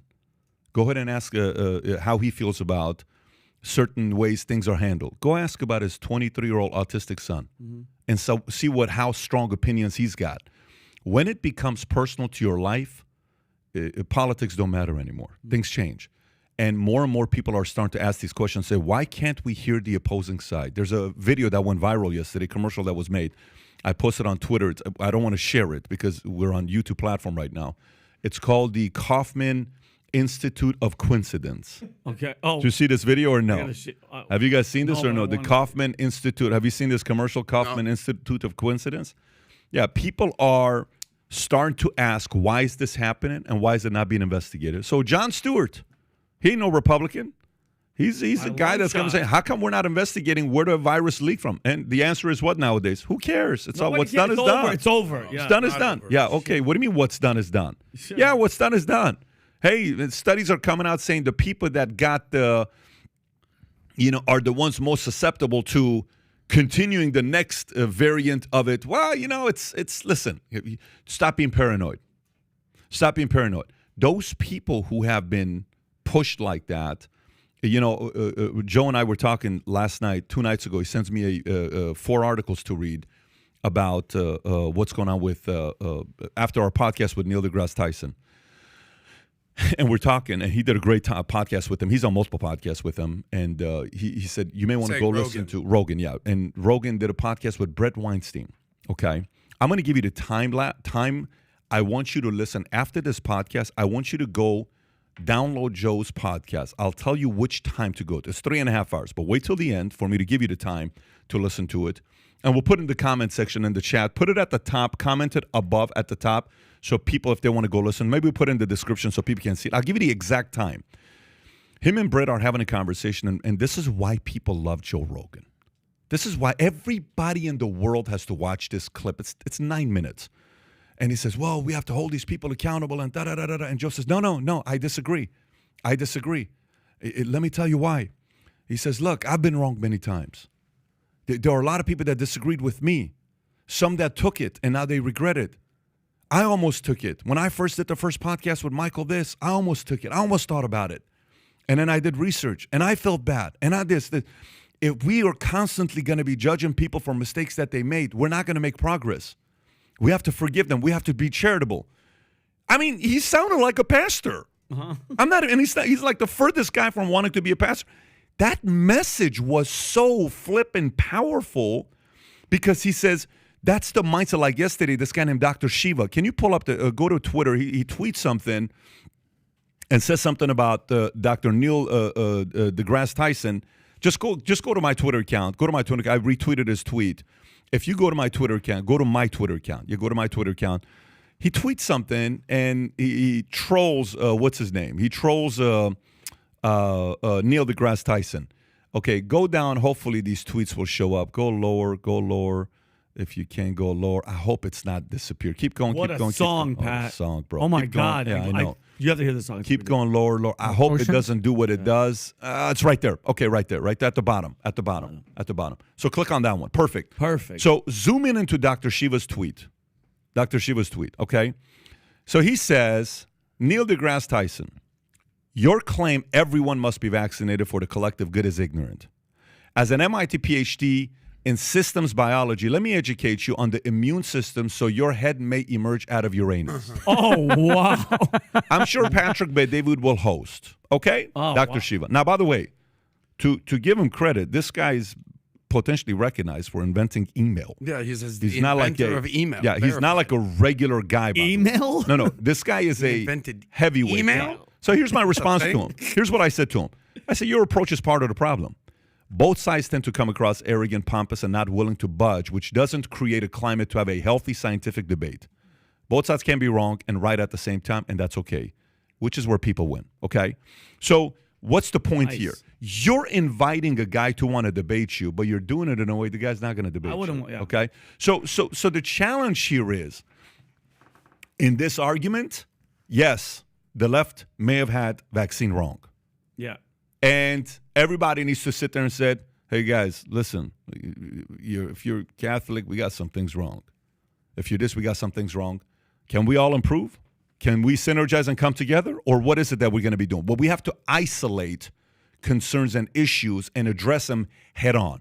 This area, you guys screwed up. That area, we spent too much money in military. This area, Iraq was a waste. That area, the way we left Afghanistan was a mistake. That area, Ukraine, you were using it to make money. This area, North Korea, this. That area, tariffs, China was the right move. That area, Iran, why are we giving these guys their money back? That we have to isolate each concern and realize that on both sides, if we isolate them, we will notice ain't nobody makes 100% of the decisions the right way. You're right. The one area that the left has a monopoly on is manipulation. It's the one area. Monopoly on manipulation. I love it. When it comes down to right now, there to go. So Pat, and you said this. Yeah, I love that, and that's awesome. My question is, so you said this year was going to be the year of investigations. Do you think it's going to turn into convictions? Or that's my question. Is Here's what I want. My ideal situation is let's just find out what happened, and I want to find out what happened and move on. Not let's just move on. I mean, it's over with already anyways. Let's find out what happened and then move on. Tate. Okay, let's talk about Tate. I don't think we need to say anything for people to realize we like what he says and how he challenges the people of power, and he goes and targets them and all that stuff. He's a very, very, very good communicator. By the way, potentially the best communicator in the world today. He could potentially be the best communicator in the world today, and I don't know if I put anybody ahead of him. Wow. Who do you put ahead of him as a communicator? He's a talker. He's an incredible communicator, the way he delivers his message, right? Okay. All right, so he's trying to get out of he's still in detention, trying to end detention in Romania. They're not giving him the opportunity to come out. Who knows what's going to end up happening with this year? We're in talks with his lawyer. I'd like to talk to his lawyer, to have him on, and to have a fair conversation with him, just some questions that I want to ask this guy. We'll see what happened there. All right, so you look at Tate with this scenario. Some things came back with Vice, a recording of a guy that he once interviewed with that started asking him all these questions, and then Tate's like, man, where are you going with this? They stopped the interview. That guy follows up and finds the girls, gets recording. Now Vice is coming out with something today. No one knows what's going to be said, but some of the WhatsApp recordings came back, and certain statements that he made, et cetera, and everyone's texting me saying, you support this guy, you support that, you support this, you support that. I'm able to isolate areas that Tate crushes the globalists and crushes the people of power that love to bully. And I'm able to isolate that and say, man, what a freaking way of doing it. Mm-hmm. Good for you, guy. Keep challenging the status quo and keep pushing these guys. But I'm able to isolate and say, what are you doing sending audio recordings on WhatsApp? Do you think you're untouchable? Mm-hmm. None of us are. And then I'm able to isolate and see his relationship with his brother and say, man, tell me you wouldn't want to have a brother that has your back the way they have each other's back. And then I'm able to isolate and in my own mind say, what was the upbringing like to have a father and a mother the way they did him, the two of them and their sisters, and kind of say, maybe, and then isolate and why they fought, and isolate how disciplined they are in certain areas, and then isolate and, hey, what you're doing with the way you're making money, and isolate. You ought to be able to isolate these different areas instead of just saying, hey, everybody falls in the same camp. No. And again, earlier when we were talking about, how about this person? Does that person get the 50-50, all this stuff? We still don't know. Things still got to come out to see what's going to happen with this. And when we have the conversation with the lawyer, we'll have follow-ups. So that's the part when you're looking at this. We have to isolate and see what happened with COVID. Who got it wrong? Did Fauci get it wrong? Let's isolate. Let's address this, and let's make sure it never, ever happens again, right? We had audio issues today on the podcast. This is the second time in 2 days. My message was to our guys? Guys, this can't happen. We have to isolate this concern. What is causing it? Let's get to the bare bottom of what is the root cause of this. So once we learned what happened with COVID, who effed up, we got to move on. If Fauci effed up and used powers and other people empowered him, they got to be held accountable. What the hell happened with Afghanistan? We just lost $82 billion of weapons there. What the hell happened with Iraq? 20 years. What happened? What happened with Iran? What happened with this? Isolate, move on, learn, and cause people to realize if you do this again and you use this method of abusing people to make money, and you take deals from other countries and you give access to them of what we're doing, insider information, you deserve to go to jail. Isn't there a name for that? What's the name for that? Is it treason or trading? Or no? What happens when you're giving the enemy information about what we're doing? What is treason? Treason, right? Treason. That's death. Listen, and by the way, I'm convinced. Benedict Arnold. I'm convinced there was some of that happened the last few years. Those people, it's the ultimate accountability. I agree 100%. The ultimate accountability, which is why if we, by the way, I'll pause you. I've been going for a minute. Any thoughts you guys got on Tate? I'll pause because I want to go into the Prince Harry stuff, and then we'll wrap it up. Well, I think what you're basically saying is not everyone is all good and all bad. We all have a little bit of black and white, and it's not all black and white. Everyone has a little gray area. I agree with you. On one hand, I could think Tate is a freaking stud, an awesome speaker, and has a great message and male empowerment and self-improvement, and that's awesome. And a lot of what he says, I fully advocate and agree with. But I could also sit here and be like, he might have done some of this sex trafficking shit. You never know. I don't know. I wasn't there. None of us were. Yep. So to blindly trust someone and blindly follow them is going to get yourself in hot water, whether it's Republican or Democrat or this influencer or that influencer. And I agree with you. Everything should be, what's a term that you like to use, that you've been using to isolate? Isolate, yeah. So, yeah, I think if you want to isolate each of the components of what Tate stands for, I think there's a lot more positive than negative. I think that's what great coaches do. They isolate. Listen, Johnny, you're our best defender. Yeah. But man, you're lazy to get that rebound. Yeah. Okay. Great job on the defense side. You're terrible on the And in the locker room, sometimes you say stuff that's off. Like you bitch too much. Like bring the team together. We have to isolate areas. But it's like you ever play video games, Madden, sports? Yes. And they give every athlete their breakdown, their score. All right, so hustle, they're 92%. Offense, they're 85%. Defense, they're only 62%. Effort, teammate, and everyone has their different score in different categories, right? Like I try to, every day I say health, wealth, happiness. Health, wealth, happiness. All right, how's my health today? I fucking feel great. I'm doing it. I just worked out. Yeah, I kind of went out and drank too much. My health, wealth. All right, I make some money. All right, now paycheck to paycheck, whatever. Happiness, am I happy? Am I not? Like I'm constantly 1 through 10ing myself, and your score can constantly be malleable and moving around. So to get back to Tate, there's a lot of high scores, a lot, but there's also some high negative scores that could end up biting you in the ass. Yep. So I don't know. What are your thoughts on Tate? I'm happy that you said it too. And my thing is everything that you said is like, and I think we can't be quick to judge because Americans love doing that shit. Rape, we saw rape. It's like you don't know shit. I don't know. I wasn't there. I don't know nothing about this guy in that capacity. And bro, you could overhear now, and especially with all this AI and all this shit, any voice recording now, it might not even be you.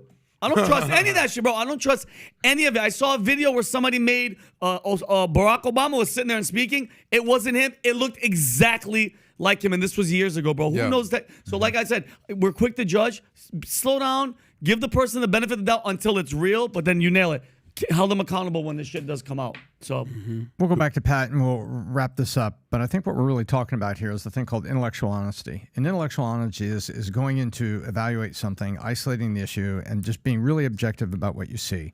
And the weakest debaters you will ever encounter are the ones that have to slip in the but what about them or not as bad as the other. And that's the whole pendulum thing. It's like they can't intellectually honestly look at something, isolate it, evaluate it with a critical eye and objectivity, and then leave it be. It represents a threat to their side, so they got to pull in the other bit. But what about them? But it wasn't as bad as this.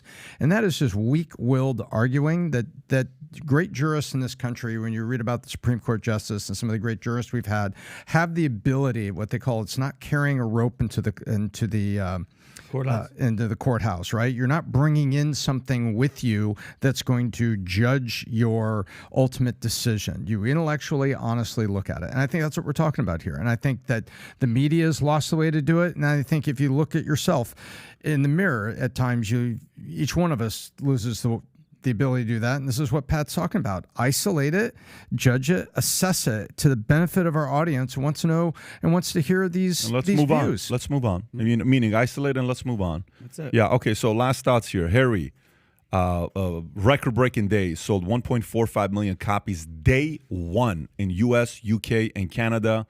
A bunch of different things that came out. It's not, again, like I said, it's not like he needs us to promote it anymore. The guy's already on track to being the most selling. By the way, there was a Wall Street Journal video the other day I watched on how these guys make money. $120 million from Netflix. Apparently, he is a chief something of a company, a C-suite executive of a company. He gets $120,000 a year there.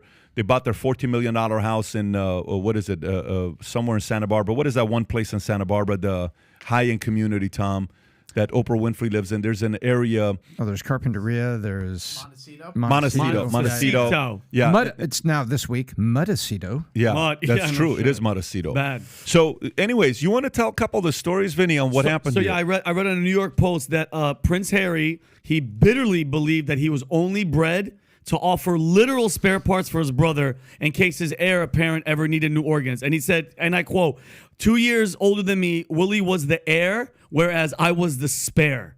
Which is nuts. He goes, I was the shadow, the support, the plan B. I was brought into the world in case something happened to Willie. And he said he understood his role was diversion and distraction from his brother, kidney, blood transfusion, bone marrow. And he also noted King Charles III could never be on the plane with his elder son because there must be no chance of his first and second in line to be thrown to be wiped out. Yeah. Bro, can you imagine, like, realize, I mean, he didn't just randomly come up with it. I can't believe he wrote it. But seeing your brother and going, I was only put here, just God forbid something happens to him. Know that? You use me. Holy. I don't. Such an ultimate. And by the way, the way succession works is as soon as William starts having kids, they're in front of you. Yes. So when you talk about spare, you become spare and then spare 3, spare 4, spare 5. Wow. Because all of William's kids are in front of Harry. Well, I don't think that's as crazy as it seems because of this book, because that's just how the monarchy works. 100%. It's your firstborn son since Abraham, Isaac, Jacob, Moses, Jesus. That's just since the tale as old as time. It's the firstborn son that inherits the throne. That's just kind of how it works. And then it didn't help that as kids, William was this good-looking, blonde, blue-eyed, and then Harry's literally the redheaded stepchild. So like it didn't help his cause, but yeah, ironically somehow, you know, now that William has kind of lost his hair, he ain't the hot stuff anymore, and all of a sudden Harry's where it's at. But Harry kind of was able to fly under the radar. There's a lot of things that Harry was able to do because he wasn't the heir to the throne. Okay. Yeah. What was that?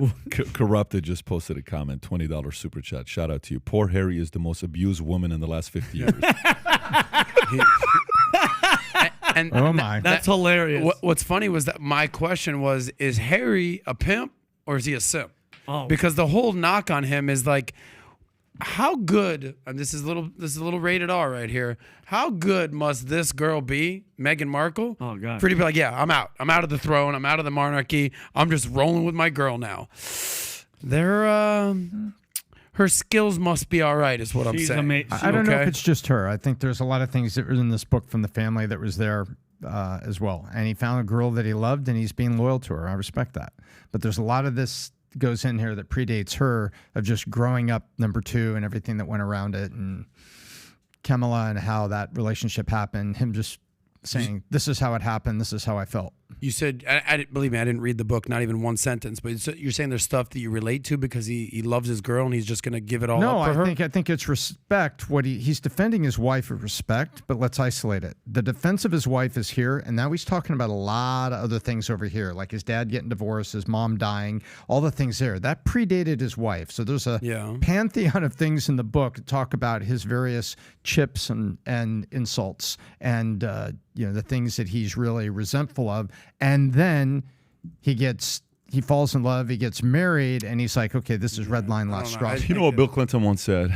I don't know where I saw this. Where are my cigars? No, he said one time where the hose at? No, was that not it? Yeah, I'm actually giving a serious my bad. issue here. So you're one time telling me he her said, ass is Tom, guys, not stop for a second. Stop. So one time he said, asking a question about his mom. Apparently his mom was bipolar or something like that. And he says, there's literally no benefit for me saying anything about my mom, anything bad about my mom.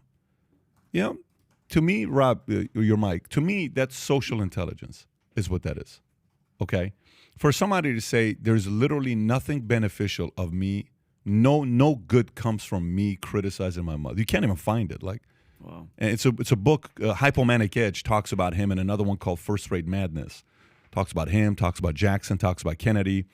And I don't know. I have a very hard time with us recognizing somebody trashing his parents that made him relevant in the first place, in the family you came out of.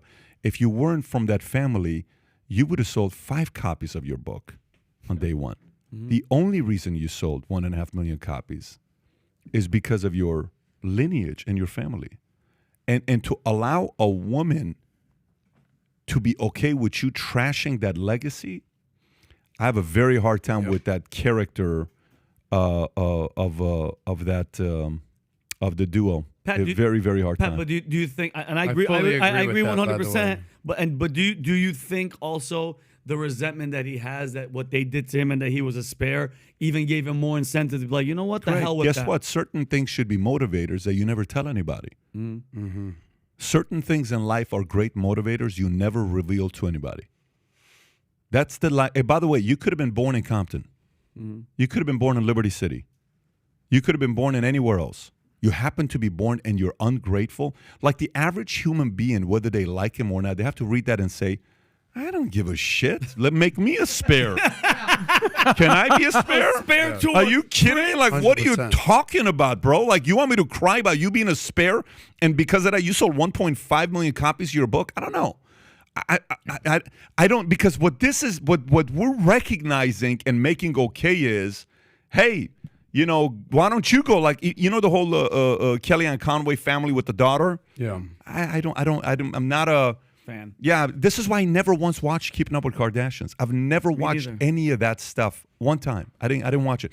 I'm not a fan of what this whole story of. I mean, listen, you know who's loving it? Whoever published the book. Who published the book, by the way? Is it Simon and Schuster or Penguin? I'm curious to know who published this book. Whoever published the book and convinced them, and somehow, some way sold them on what to add, the juice to add in there. The editor, the writer, Penguin. Listen, Penguin, you won. Good for you. Congratulations, Penguin, because Penguin doesn't give a shit. They're like, add more shit, talk more shit, say more shit. Great. Boom. Good for you. I'm good. By the way, don't be surprised if in 40 years their kid writes a book about them and tells the truth about who Megan is. This shit is not a. You don't do that. And Pat, he even said he got frostbite. Tom, you were talking about this, right? He's dangling out of frostbite. Yeah, it's too much TMI, bro. Oh, it was a party life. And when I look back and I say, okay, I can see all these things he says he's offended and resentful and then protecting his wife. I objectively look at that, but then I also step back from it and say, dude, you've lived like the most insane, privileged, party-enabled life with unlimited allowance, courtesy of the British taxpayers. Come on. There's a part of me that says, okay, I can read and I can objectively understand how a person might feel these ways. But then you step back from it and say, dude, do you remember when you partied in Las Vegas and you were like naked for 3 days and all of the American tabloids had you naked for 3 days and it was like no consequence and you were just this party animal? And you could do it because you were number two. If you had been number one in line, you couldn't do it. And so, you know, now you're writing a book and you're milking this cow. So, I don't have a lot of sympathy for that, and I'm with you on that point. Yeah. I'll say one thing about to this. wrap up. Go ahead. Yeah, well, Last thought here. Everyone talks about, especially, I mean, we're talking about male, female relations, intersexual dynamics that we're talking about. We're talking about a husband and a wife here. So a lot of times you hear the term like, oh, he's got game. We're all that. But there's another term that they use in the manosphere called holding frame. And holding frame would be, I'm a frickin' prince, Meghan Markle. Yeah. My family is the monarchy of the UK, of Great Britain and beyond.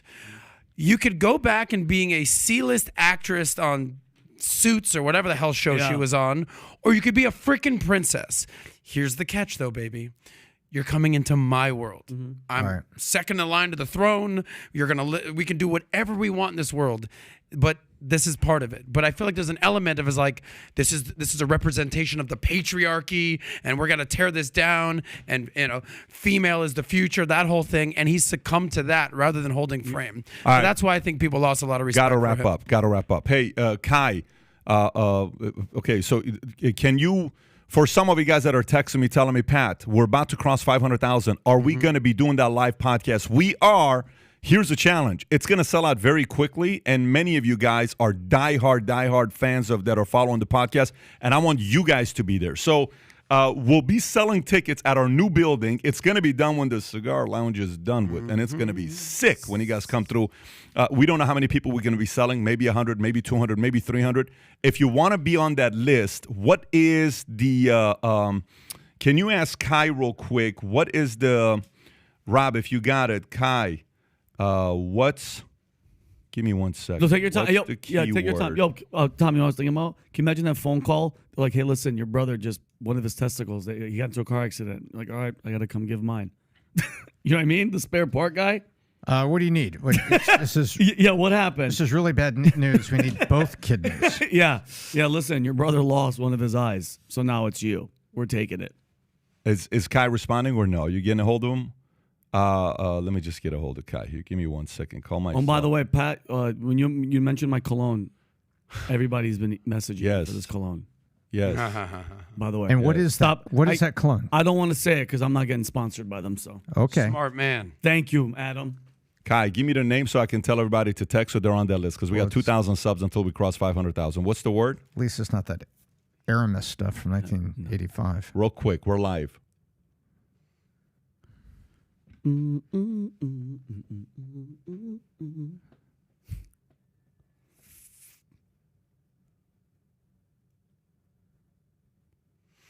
Is he speaking English? Slowest Norwegian. Is he speaking English?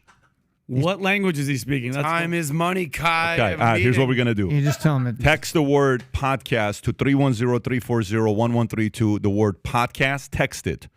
310-340-1132. The word podcast to 310-340-1132. We will let you know the moment tickets are for sale. We'll send it, but keep this in mind. When you get it, get the tickets because it will sell out. We're only going to do this one time. The next one we're going to do will be at 1 million subs. But when we sell it, it's going to sell out. So once again, 310-340-1132. Text the word podcast to us. Take care, everybody. Bye-bye, bye-bye. Tomorrow, Vivek ESG podcast. We're back at it again. Bye-bye, bye-bye, bye-bye.